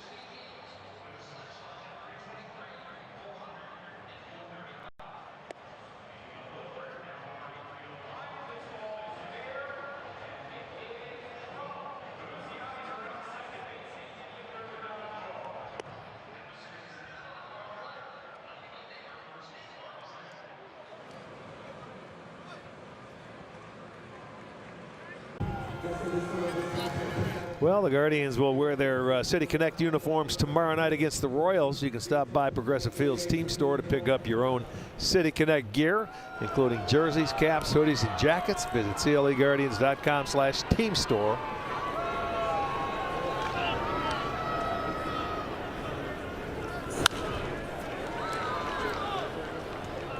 Bo Naylor back out of play. Fly to deep center in the 2nd. He walked in the 4th.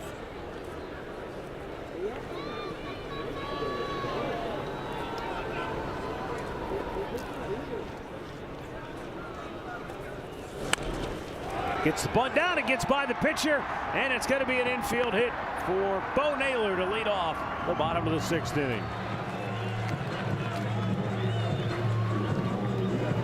Well, he saw they're playing him back. See how deep, and he says, I'm just going to get myself a base knock. He bunted it hard enough to get it past Cannon. And once it gets past him, he knew it. Look, there's nobody in sight. That's why you can bunt it hard, put it down. Once you get it past the pitcher, you got a chance to get a hit, and he does.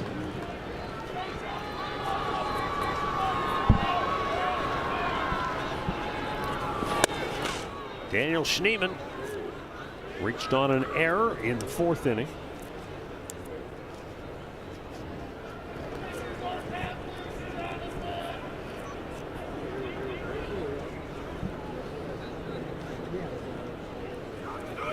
Runner was going, and Schneemann pulled it foul.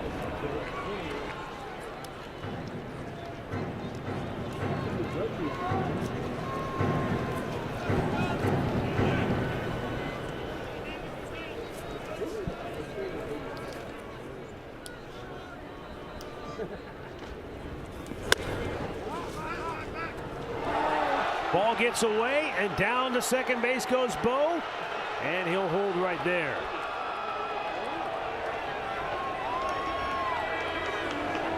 So a bunt single and now an errant throw.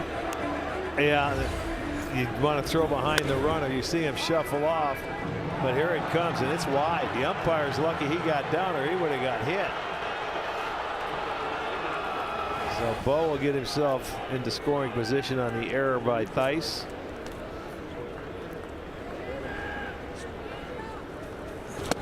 Schneemann cuts and misses 2-2. That's one where I could see if you had a really legitimate shot to get him, but Bo wasn't really that far off the base.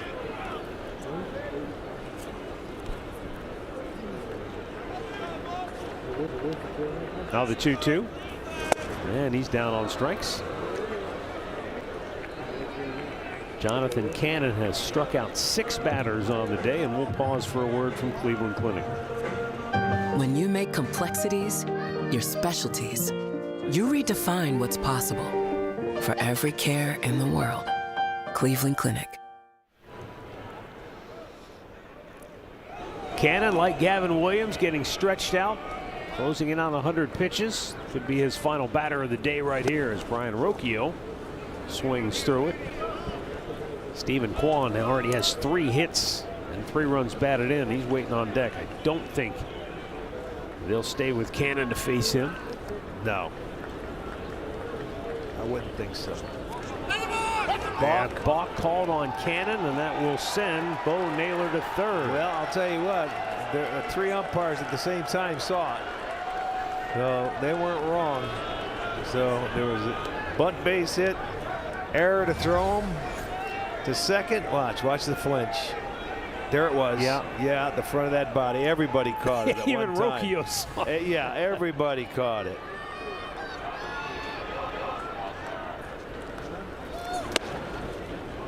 Missed off the plate with a changeup. Infield in for Chicago. They're down 4. It feels like a much more commanding game for Cleveland, but again, just a 4-run lead.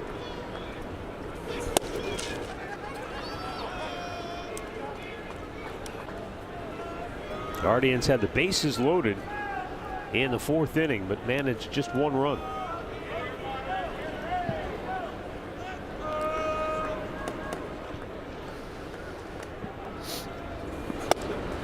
Usually you get bases loaded and nobody out. I figure you got to get at least 2. Well, yeah, that's what you shoot for. You should, you know, if you play good fundamental baseball, you could get 2. If you get 1, it's sort of a bonus for the other team. You feel like he did a good job. You got out of it. Defensive, right? Yeah. You only let up a run. Good job. Way to keep it intact. Yes. Offensively, you want to get at least 2. I mean, that's a chance to open up ball games a lot of times when that happens. But hey, I've seen it where you can go through cycles where you may not get 1. You could get 1. And there's times where you can put some big crooked numbers on the board when you're going well.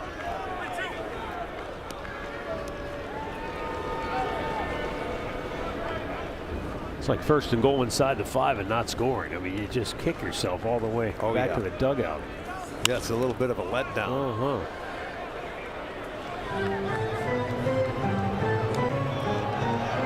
Tell you what, I've been impressed with Jonathan Cannon. I know we saw him once last September, but as Andre alluded to earlier, you like the poise, the competitiveness. You know what? He made a couple of bad pitches. They hit 2-run home runs. When he's gotten in trouble, he's been able to get out of it. And you know what? This shows that this is what he's doing. He's working to stay in that starting rotation. This is how you learn.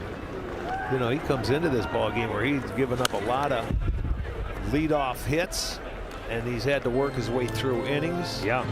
You know, he gets tougher once you get on base. So I mean, that's a thing a pitcher's got to go through and learn. And he's a young guy, but he's got a pretty good feel for it already. Yeah, 4th time in 6 innings the Guardians have had their leadoff man on base.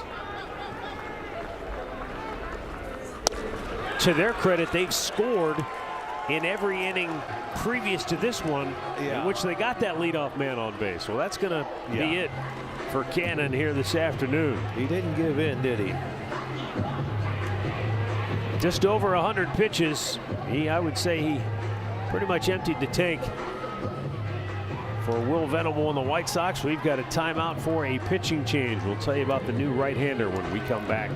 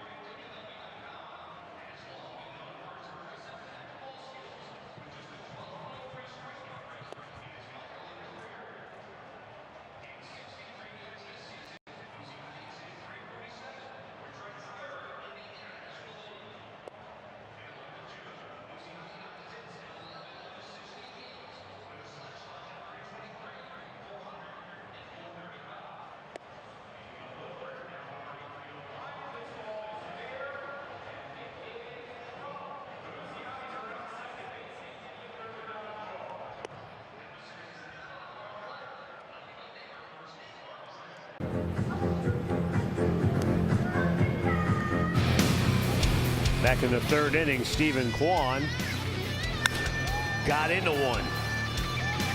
Drove it to right field, just over the fence.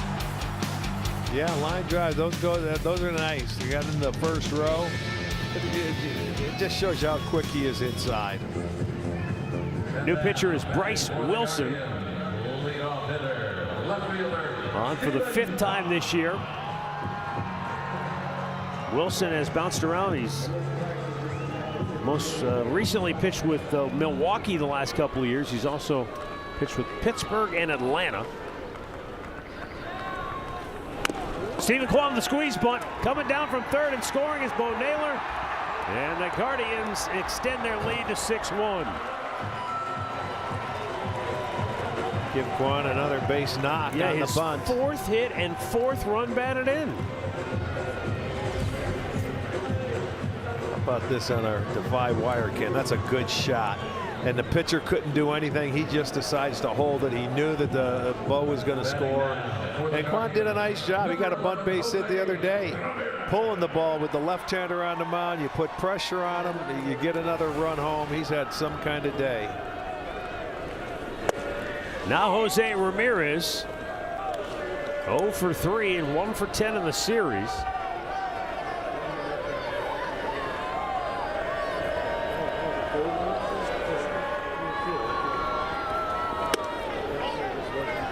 Just a bit outside.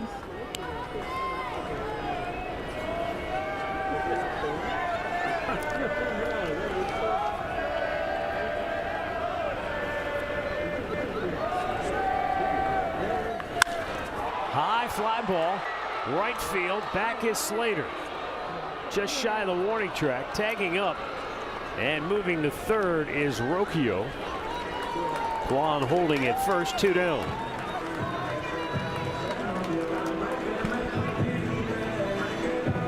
And up comes Carlos Santana.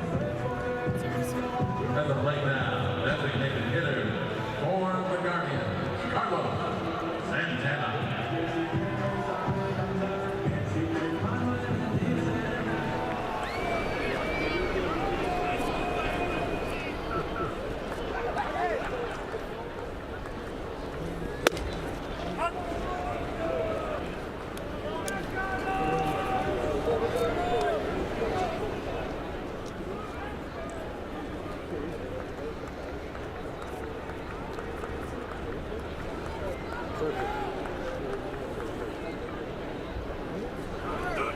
Watt takes off, fake the throw through. They throw back to third, and Rocchio's a dead duck. Oh boy, he went for the fake. So the inning is over. Kwan had the base stolen at second. Rocchio got caught too far down the line.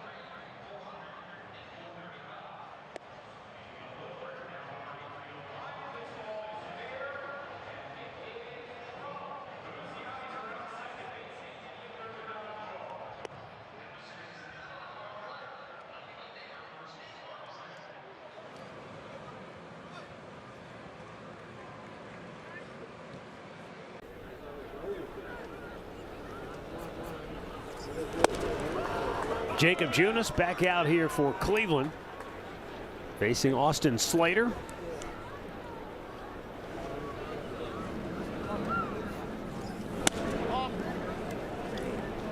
Guardians leading it by a score of 6-1.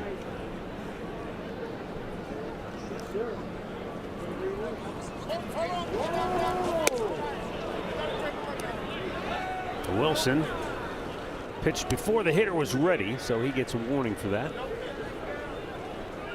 Yeah, he stepped out, and I'm not so sure that Dan Isanya was looking right there. He saw him jump out and just called timeout.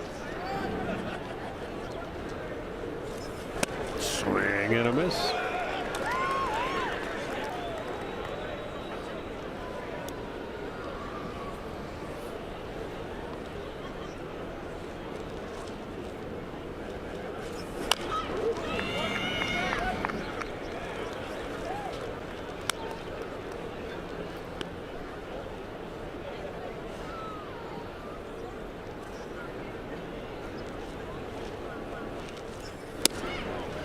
Missed away.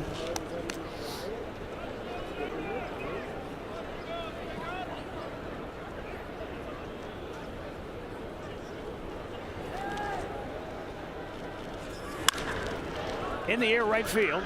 Moving over, Jhonkensy Noel makes the catch. 1 down. Union Home Mortgage play of the game back in the second inning.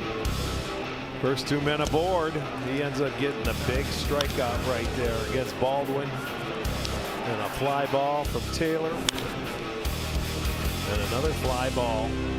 Oh my. Ended that quickly, yeah. 2-1 game.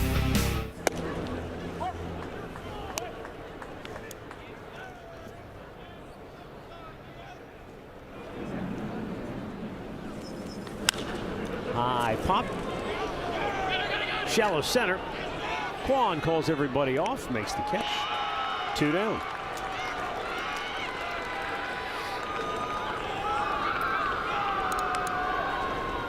That happened yesterday when all those outfielders were talking about who should call for the ball and shouldn't. You see where Kwani took charge there, and that's probably the center fielder's ball. But it was ahead of some hang time. But he did take charge and called it first. Jacob Junis. Slider, strike 1.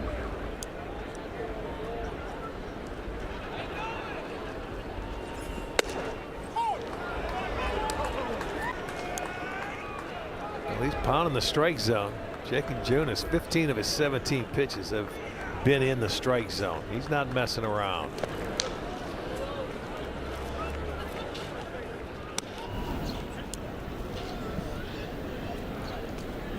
Tim Herron getting ready to come on for Cleveland, it would appear.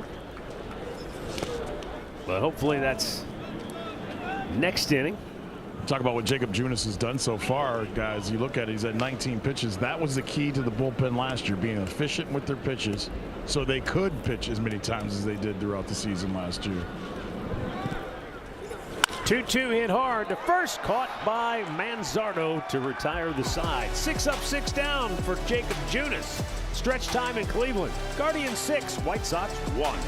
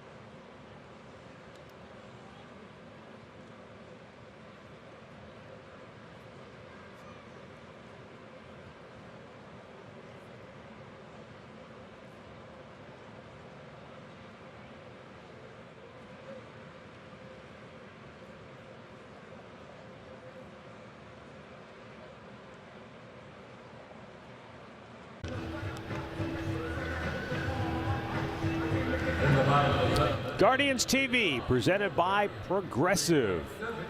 Cleveland on top 6-1 as we roll on to the bottom of the 7th on another chilly day here at Progressive Field. Guardians scored 2 in the first on a 2-run home run by Kyle Manzardo, 2 in the third on a 2-run shot by Stephen Kwan. They added runs in the 4th and 6th innings on RBI singles by Stephen Kwan. Matt Thaiss just got doinked for the second time in this game on a backswing by Carlos Santana. One came off the bat of Ramirez that got him pretty good, and then another one. They let that top hand go and watch the extension. There it goes. It comes back, and you see a lot of hitters do that when they get fooled with a pitch or they swing through it. Fortunately, that one just caught him on the cage of the mask and not directly on the top of the helmet. Carlos Santana 0 for 2 with a walk. Chops one up the gut, backhanded by Sosa. 1 down.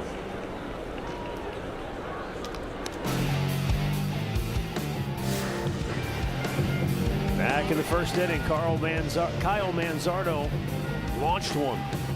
Hell, he got a breaking ball, a slider that he hit, and you can see it got up in the air pretty well, almost 400 feet, but just put a nice swing on it. Yeah, it was majestic. Little late announcement by Bob Tayak, and that caused the umpire to call for time. Manzardo, 1 for 3 on the day. A couple of runs knocked in with that homer. Gives him 11 to lead the team.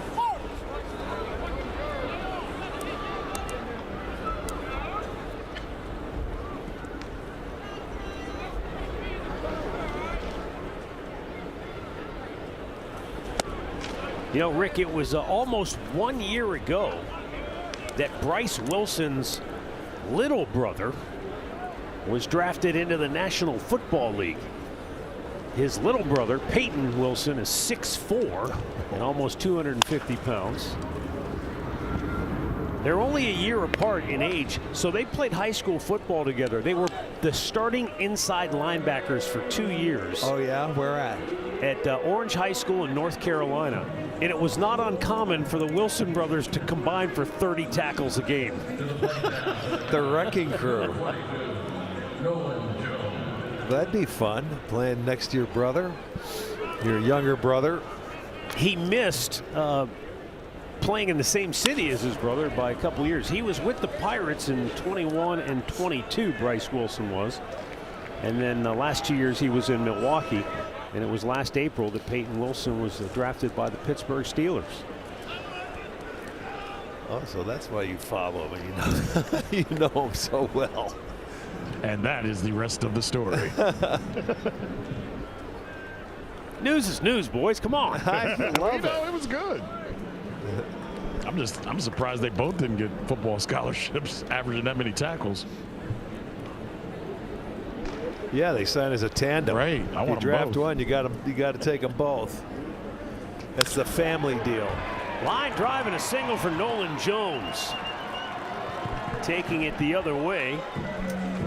He's got a smile there after striking out the first 3 times here this afternoon. Two of them good called. about that. 2 of them called, so they say, well, you just try and stay on the ball. He hit a good pitch. It was down and away, and that's about what you could do with it. Take it the other way so he gets his knock. You're right. He didn't want to go down 4 times. He made the sign of the cross after snapping it 0 for 15.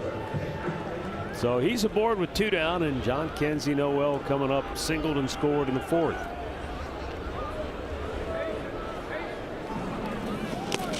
And it's smothered by Theis.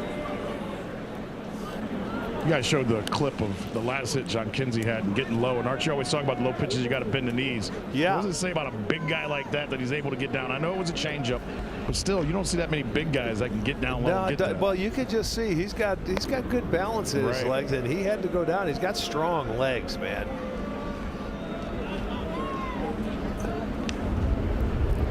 That's how you get that hit. If you want to hit a low pitch, that's what you got to go down and get it.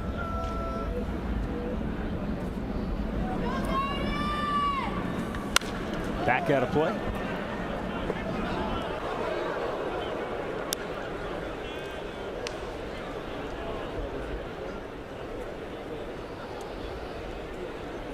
Now, Archie's got some consistent at-bats this series, and it seems like he's finally finding his stroke. Is it just getting him as many at-bats as you can at this point so you can try to get him going? I know that's how that. I mean, yeah, you got to get in that batter's box for a week or so to get a good feel. You know, where you can see different pitches. Yeah, you got to give him an opportunity. Well, you think he'd be back in the lineup tomorrow because if I check, the Royals have a lefty going tomorrow, don't they? Well, then he'll be playing if it's a lefty. But you know, yeah, I think Bubic is pitching. Tomorrow, right? Yeah, he's pitching. But even with Thomas out, even That's if true. If it was a righty, that would be a good question. But you know what? Yeah, let's see him. Jones takes off, swing and a miss, and the throw down is offline, and he's in there with a stolen base. Nolan's first on the year.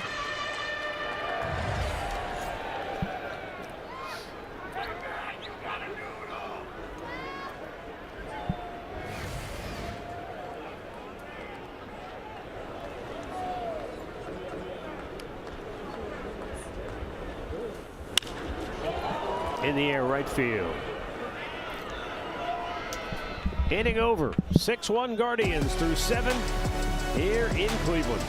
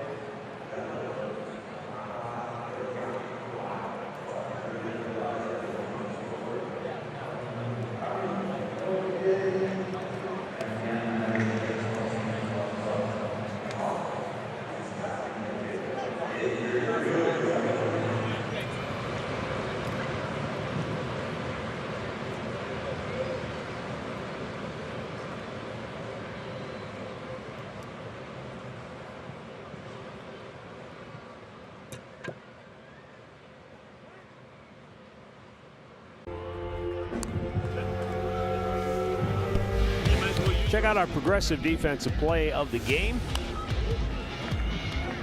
Nice grab. That boy Aaron. Yeah, Aaron, way to go, baby. Look at him. He's smooth with it. Like, yeah, why wouldn't you be? Well, his dad is back there telling him he needs to start working. So he's on it. Look at that. He's a first baseman. He's a first baseman. Zip it, Dad. You better watch it. His dad might catch you on the way out. I don't care. Aaron's got game, man. Leave my man alone. Curveball in there for a strike. This is a big outing for Joey Cantillo. Yes. Stephen Vogt is essentially handing him the baseball, saying, get us 6 outs. Get us to the finish line. And if he can do that, that's a job well done. Yes, because he can reset the whole bullpen for the weekend.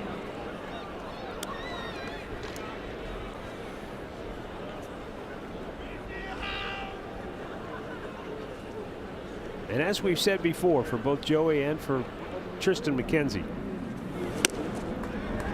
you know, it's tough for them. It's tough for the staff. How do they stay sharp? How do you get them enough work to stay sharp when these guys were like working up to being starting pitchers, and then you get on the roster, but you're not in the rotation. So they got to work on the side, man, to keep their control, to make sure you have all 3 of your pitches working. Fastball, when he can throw his fastball for strikes and get in the strike zone, he's tough. Strike 3 call. He's got a good changeup. He's got a good breaking ball. He has good stuff. He's got to trust it and go out there and I mean attack. This is a fastball after he's got good changeup and breaking ball, and he throws it by you. Can't pull the trigger.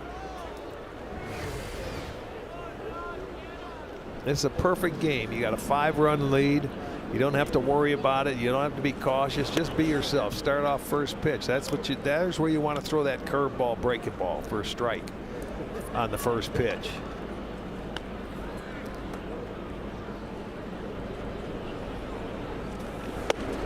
Comes back. Bo give him another chance to get it. Get a feel for that curveball. Now he's thrown all 3. I've seen the changeup, his fastball, now the curveball. He's thrown them all for strikes. The 1-1. Pound that heater. Nice pitch. Yeah, that's what you got to do. Sometimes, you know, in baseball, you look at the numbers and they don't maybe tell you the whole story, right? If you're a pitcher, if you're Joey Cantillo coming into this game, you see fastballs. When you throw the fastball, hitters batting over 300 against you, and you might think, "Ooh, that's pretty good." I mean, you got to stay away from your fastball. No, not when you think about it, because that's 4 for 13. You've given up 4. That means 9 out of the 13 hitters you faced with the fastball, you've gotten them out. Right, and there's a nice changeup right here. You got to pitch to your strengths, but the key is for this guy is throwing strikes. Oh, what? I know. There's another one. Look at Bo. See Bo slap his glove. He was upset, and that was in the zone. That was a good pitch. You know, and that's on his control. So he comes back, and now he gets that one. First one was a strike. That one was a ball. So you know now it's a 50-50. Flip it. Tails. Never call tails. Tails fails. No, not in this. Only time you Falls. only time you call tails is if you see the top of the coin tails when he gets ready to flip it. Then you call tails. Really? Yep. Hey, the old captain's giving us some secrets that hurt. The 2-1. Tried and true secrets. I would love to see film of you calling that back in the day. Tails never fails. The 3-1 pitch is low, ball 4.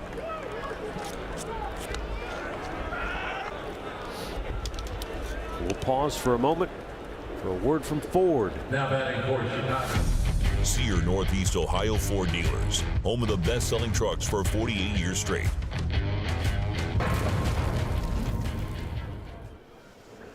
Andrew Vaughn is 0 for 3.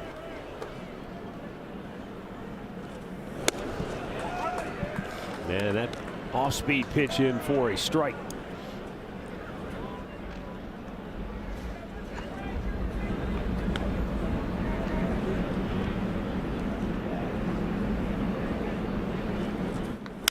Off the end of the bat to center field. Jones with a routine play makes the catch. A scoreless 8th for Joey Cantillo. And the Guardians lead it 6-1.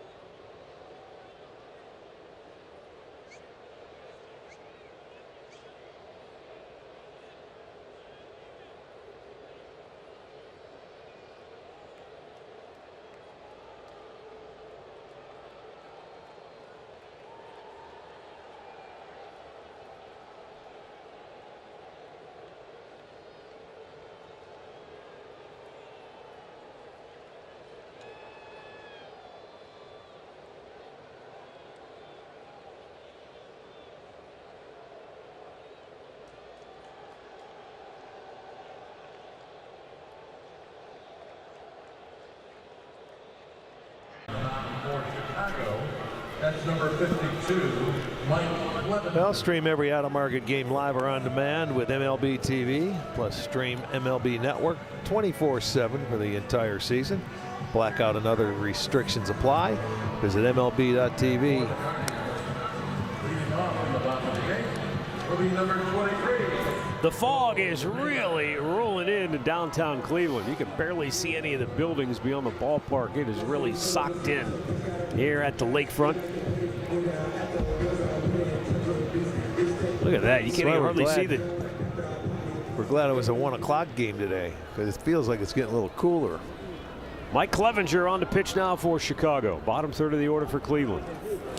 Clevenger bounces the first one in there.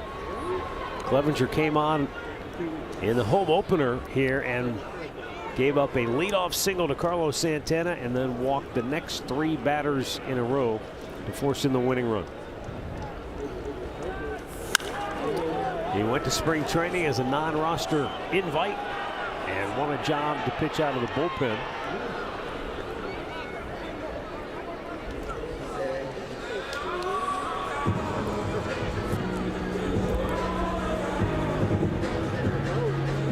Daniel Schneemann coming up. To the plate now for the guard, second baseman Daniel Schneemann.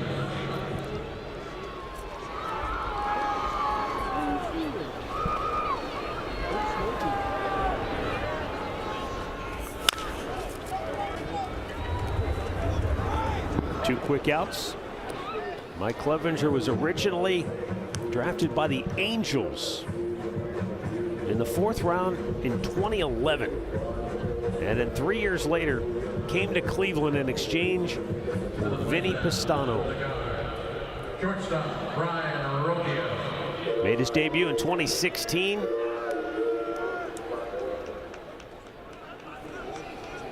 Really took off the following year after a couple of injuries, gave him an opportunity. Made 21 starts, went 12-6. A bullet into right field, and Brian Rocchio has a multi-hit game. Yeah, he's swung the bat very well today. That time he made an out, he lined out to second base with the bases loaded.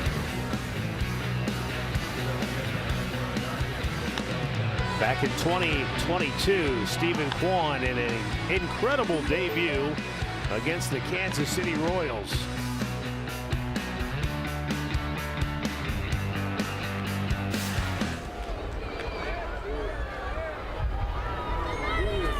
He is 4 for 4, 3 singles and a home run and 4 runs batted in.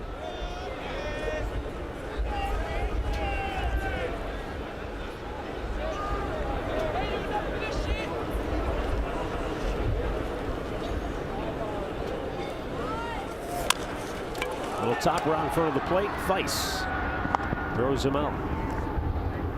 We've played 8, 6-1 Guardians.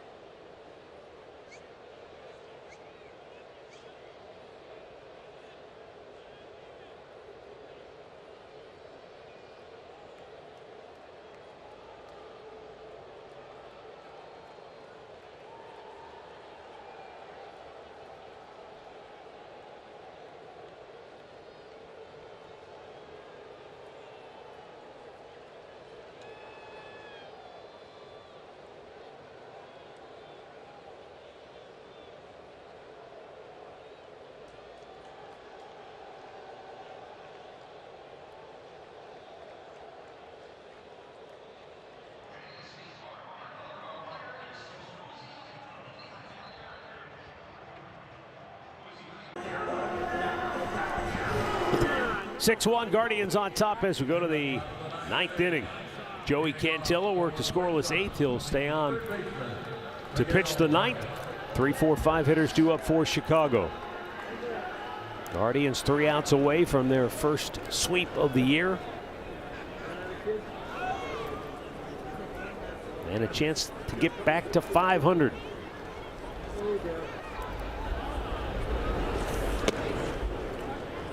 Down low, ball 1 to Vargas.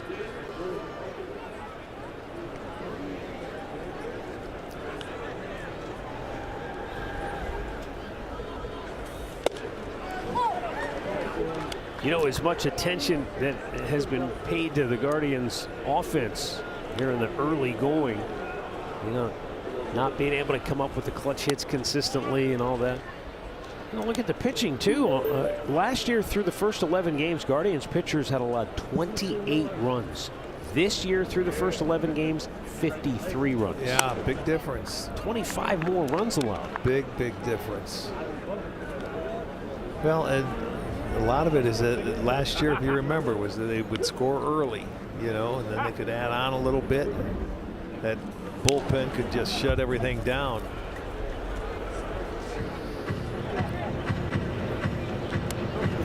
And every year is different. Yes. And every year we talk about this. Too much attention is paid to the first couple of weeks of the season, and everything gets magnified. But you know what? It's because everybody's so anxious to see baseball started. If you don't get off to a good start, then you're upset. Yeah. Third strikeout for Joey Cantillo as Vargas goes down swinging. The hitter for the White Sox, the catcher, Matt Thaiss. Well, I think too, Rick, that I don't think there's anybody in that clubhouse that's necessarily concerned about this, but something that I think from the outside looking in, you at least wonder about. Last year, because of the start they got off to, this team never played from behind. Right. They were out front from the jump. And so this year, you know, you get kicked in the teeth, you get swept in San Diego, you come back a little 3-6 after your first trip. People wonder, like, how they're going to respond if things don't go well in the early going. Well, they can't play any better than they did last year because they were what? They were in first place all but 7 days all year long. You know, and they got off to a good start. It's not going to happen like that, but it's a long year. You got a long time to get things together. It is a long year, but we expected this, right? We knew that things wouldn't go the way they did last year. Everything this team's going to change in the next month. But yes, we know that as well. You know, it takes a while to sort things out and get the people you want. That's why I think Austin Hedges, you know, the cut that we played before the game about finding the identity, it takes time. You just can't say it. You can't just say we're going to be this. Hit hard to right field. They were playing it the other way, and he crossed him up. It's all the way to the fence, and Thaiss goes into second base with a one-out double. Left on left, they had John Kenzie Noel playing over in the gap. Yeah. And Thaiss able to turn that pitch around. What did he pick on? There you go. But there you go. That pitch must have caught too much of the plate because he had the barrel head of the bat out in front, sort of pulled it. They didn't expect it. Here's Austin Slater, 1 for 3. Fastball strike.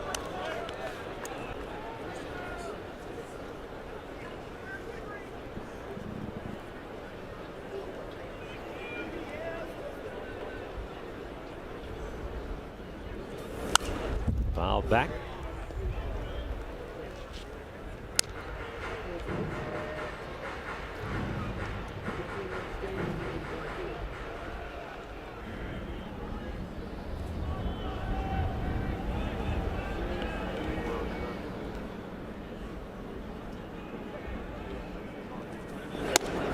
Struck him out looking. That was a beautiful changeup. Just locked him up, couldn't pull the trigger. 4 strikeouts for Cantillo. 2 down in the ninth. Yeah, there you go. That's the changeup. That's the kind of stuff he has. That's on the plate. That's a beautiful pitch. And you guys summed it up. Let's go see if you can go 2 innings, and he's doing it in fine style. Now 4 strikeouts. Swing and a miss by Lenyn Sosa, 1 for 3 today.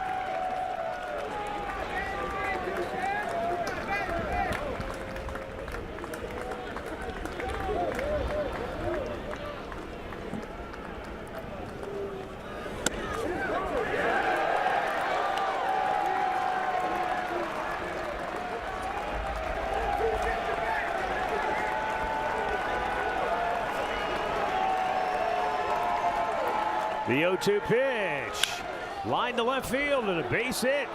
And they'll hold the runner at third. Thaiss gets the stop sign.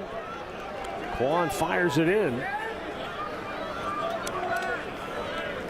And so now the White Sox have Brooks Baldwin coming up. To the plate now for the White Sox, the left fielder, Brooks Baldwin.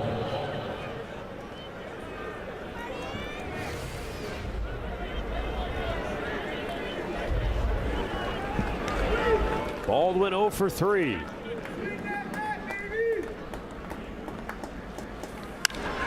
In the air, right field slicing toward the line. John Kenzie Noel, book it. The Guardians complete the sweep of the White Sox on a cool, dreary day in downtown Cleveland.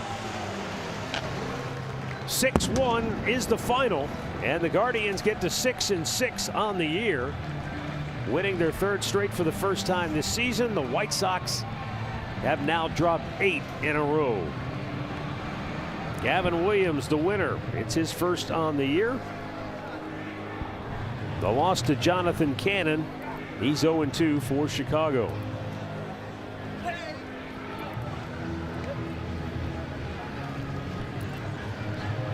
Well, pretty safe to say this is maybe their most complete win of the year, where you got good starting pitching, good relief pitching, and the offense hit the long ball, and he had a couple timely hits as well. Yeah, I like the way they played today. They came out and they swung the bats aggressive early in the ball game. A couple of home runs always helps. 2-run homers. You know, Gavin Williams went out there. He went 5, but he threw a lot of pitches. But yeah, things went well. Things went well, and they end up getting the sweep right here. So this is a good way to start. It's a good way to get home and start your first 3 games. And you've got Kansas City coming here next. That figures to be another close battle, intensity between those two clubs. They open the season against each other in Kansas City, with the Guardians winning 2 out of 3 against the Royals. Steven Kwan, a big day at the plate. 4 hits, 4 runs batted in. He's the igniter, and he's downstairs with Andre Knott. Thanks, Matt. You know, this date must be good to you. On April 10th, back on 2022, you had 5 hits in your third game of your career. I didn't know that. You didn't know it? No, I didn't know that. That's sick. Well, I know if I would have told you before the game, you wouldn't have liked it. But just how important was it to get this sweep against this team where you guys are at right now? Yeah, it's huge. Like I said yesterday, any momentum is going to be really important. Collect some good hits, good at-bats, have some good pitching. Let's keep it rolling. Well, you guys are trying to find your identity, and every year you get a different identity. What does a week like this, especially a game like this, where you're able to hit the ball around the park and do some different things and get some good pitching? Yeah, it's huge. I mean, I feel like we're firing on all cylinders. Did the small things right, did some good pitching. Yeah, we got the long ball as well. We'll figure out our identity soon. I mean, I think good baseball identity is a good start. I know you don't like talking about home runs, but for people from the outside looking in, your ability to get to that inside pitch, how important is that to be a part of your game? Yeah, it's huge. I'm not going to be the guy who's going to hit those home runs to center or to left. I got to take advantage of those ones that are middle in, middle low. Just keep them honest, you know. Just make sure that I can't be just a singles guy off the way. Just make sure I have different areas of my game. All right, you want to go inside and get warm? Yeah, I think we should do that. All right, good job today, Kwani. You got it. Let's go back to Matt and Rick. Thanks, Andre. Steven Kwan and company grinding out the win here today. They get the sweep of the White Sox. They get back to 500, 6-6 now on the year. It hasn't always been perfect. It hasn't always been pretty, but you get back home.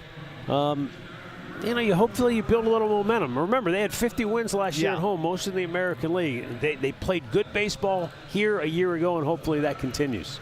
Let's hope so. The weather was not, you know, outstanding to, you know, start your home season. It was freezing. It was cold. We had a day game, but you got it in. And everybody's got to go through the conditions, including the fans. But at least they got to see 3 wins. And, you know, there's a start. I mean, you got it turned around a little bit. Your first winning streak of the year, because they didn't have one coming home. And it was a long West Coast trip. So maybe you catch your breath. You got a nice weekend series. We got Kansas City coming back tomorrow for the weekend. We had 2 out of 3 against them in Kansas City. Let's see if we can, you know, just start it out tomorrow night and keep rolling. Yeah, it should be fun. Hope to see you down here at the ballpark. The Kansas City Royals come to town for a weekend series beginning tomorrow night. We'll be here to bring it to you if you can't be here at Progressive Field. For Rick Manning and Andre Knott, I'm Matt Underwood. Thanks for watching. Stay tuned. Guardians postgame with Al Pulaski and Chris Jimenez is coming up next.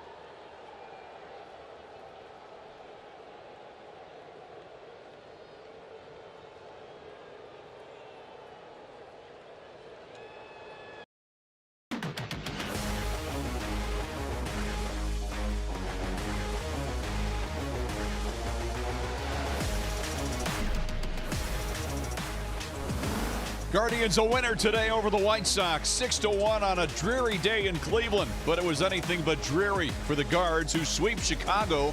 White Sox take their 8th consecutive loss. Kyle Manzardo going yard for Cleveland. They used the long ball today. Stephen Kwan drove in the most runs as Cleveland, a relatively easy win, 6-1. Just how you draw it up, Al. When we get 3 hits the last 2 nights, why not have a hit parade here on the coldest day of the series? That sounds good. Chris Jimenez, Al Pulowski, great to have you along here today. So we saw some power. We saw some key hits. Even seen a couple of nice bunts today as well. Yes, we did. Yeah, we saw it all, and that's, again, good things. What we've seen here in the past, you've seen little things building up to this. It was nice to see them really kind of break out in a big way today. Well, speaking of breaking out, the long ball was important for Cleveland, especially early. They were down 1-0 in the first inning, but Kyle Manzardo changes that with his 2-run blast, his 4th of the year. He definitely got a pitch to his liking. You can see he was able to keep his barrel behind that ball. Great upward trajectory, and this ball went a long way. He absolutely smashed this ball on a day that we didn't think many of these were going to go out of the ballpark today. No, definitely not. But Cleveland was able to go to right field, and that was the key. And it wasn't only Manzardo. Stephen Kwan, we talked about him in the pregame show. He had 4 hits today. He drove in 4 runs, and he hit a blast to right. It's funny because we were talking about how his power is coming around now these last couple of years. Premier leadoff hitter in Major League Baseball. Speed power combo. And again, it was on display today. You heard him talk about it in his post-game little thing there with Andre. He has to kind of be smart and pick his spots. Yeah. You know, he understands he's not going to be able to drive the ball out to center field at all times, especially on cold days like today. Just enough. He barely got her out, but guess what? If it's July, that's like a 380-foot drive, right? Exactly. Maybe 390. Exactly. Well, you'll take 361 on a cold day like today. Yeah, how about Stephen Kwan and his leadoff lightning? 4 for 5 today. It's his 9th career 4-hit game, and against the White Sox in 44 games. He's put up numbers like Jose Ramirez does against the Tigers. Yeah, it really is amazing. I mean, again, 9th career 4-hit game. I don't even think I had one of those in my career, which, again, you had one, right? Little different hitter in this type of regard. But give him a lot of credit. Again, needed it. It was good to see him really kind of come out and break out a little bit today. He's had a rough series to this point. But 4 hits, that'll help the mentality going into the next series for sure. It certainly will. And Gavin Williams with a strong outing today as well. Only was able to go 5 innings. Again, a little bit of a higher pitch count, but part of the reason he had 7 strikeouts. He really did. I mean, his stuff looked incredible today, truthfully. He ripping breaking balls. We talked about that in the pregame show about him wanting to utilize that pitch a little bit more. You can see some of the nastiness right there. He kind of kept these White Sox hitters off balance all day. Maybe got a little bit of help on that one from the strike zone standpoint. But the nice thing was he was attacking the strike zone, using those 3 pitches that we talked about earlier. Although it wasn't 6-7 innings, he was able to get the job done in 5, and the bullpen came in and did the rest from there. Well, whenever Gavin Williams goes up against the American League Central, it's generally bad news for them. Forget about the record, because some of those games he simply didn't get the run support, but his ERA at 2.67, 81 strikeouts in 81 innings is pretty impressive. Yeah, and again, he's kind of showing you what we talked about in the pregame show. He is a premier type pitcher, a guy with front end of the rotation type stuff. And I think we're just kind of seeing him scratch the surface of him even believing that himself. You talked about in the pregame show, too, about how, all those pitches come out of the same place. Yeah. I think we saw that today as well. Yeah, I agree. 100%. All right, let's head downstairs. Let's hear from Gavin Williams right now.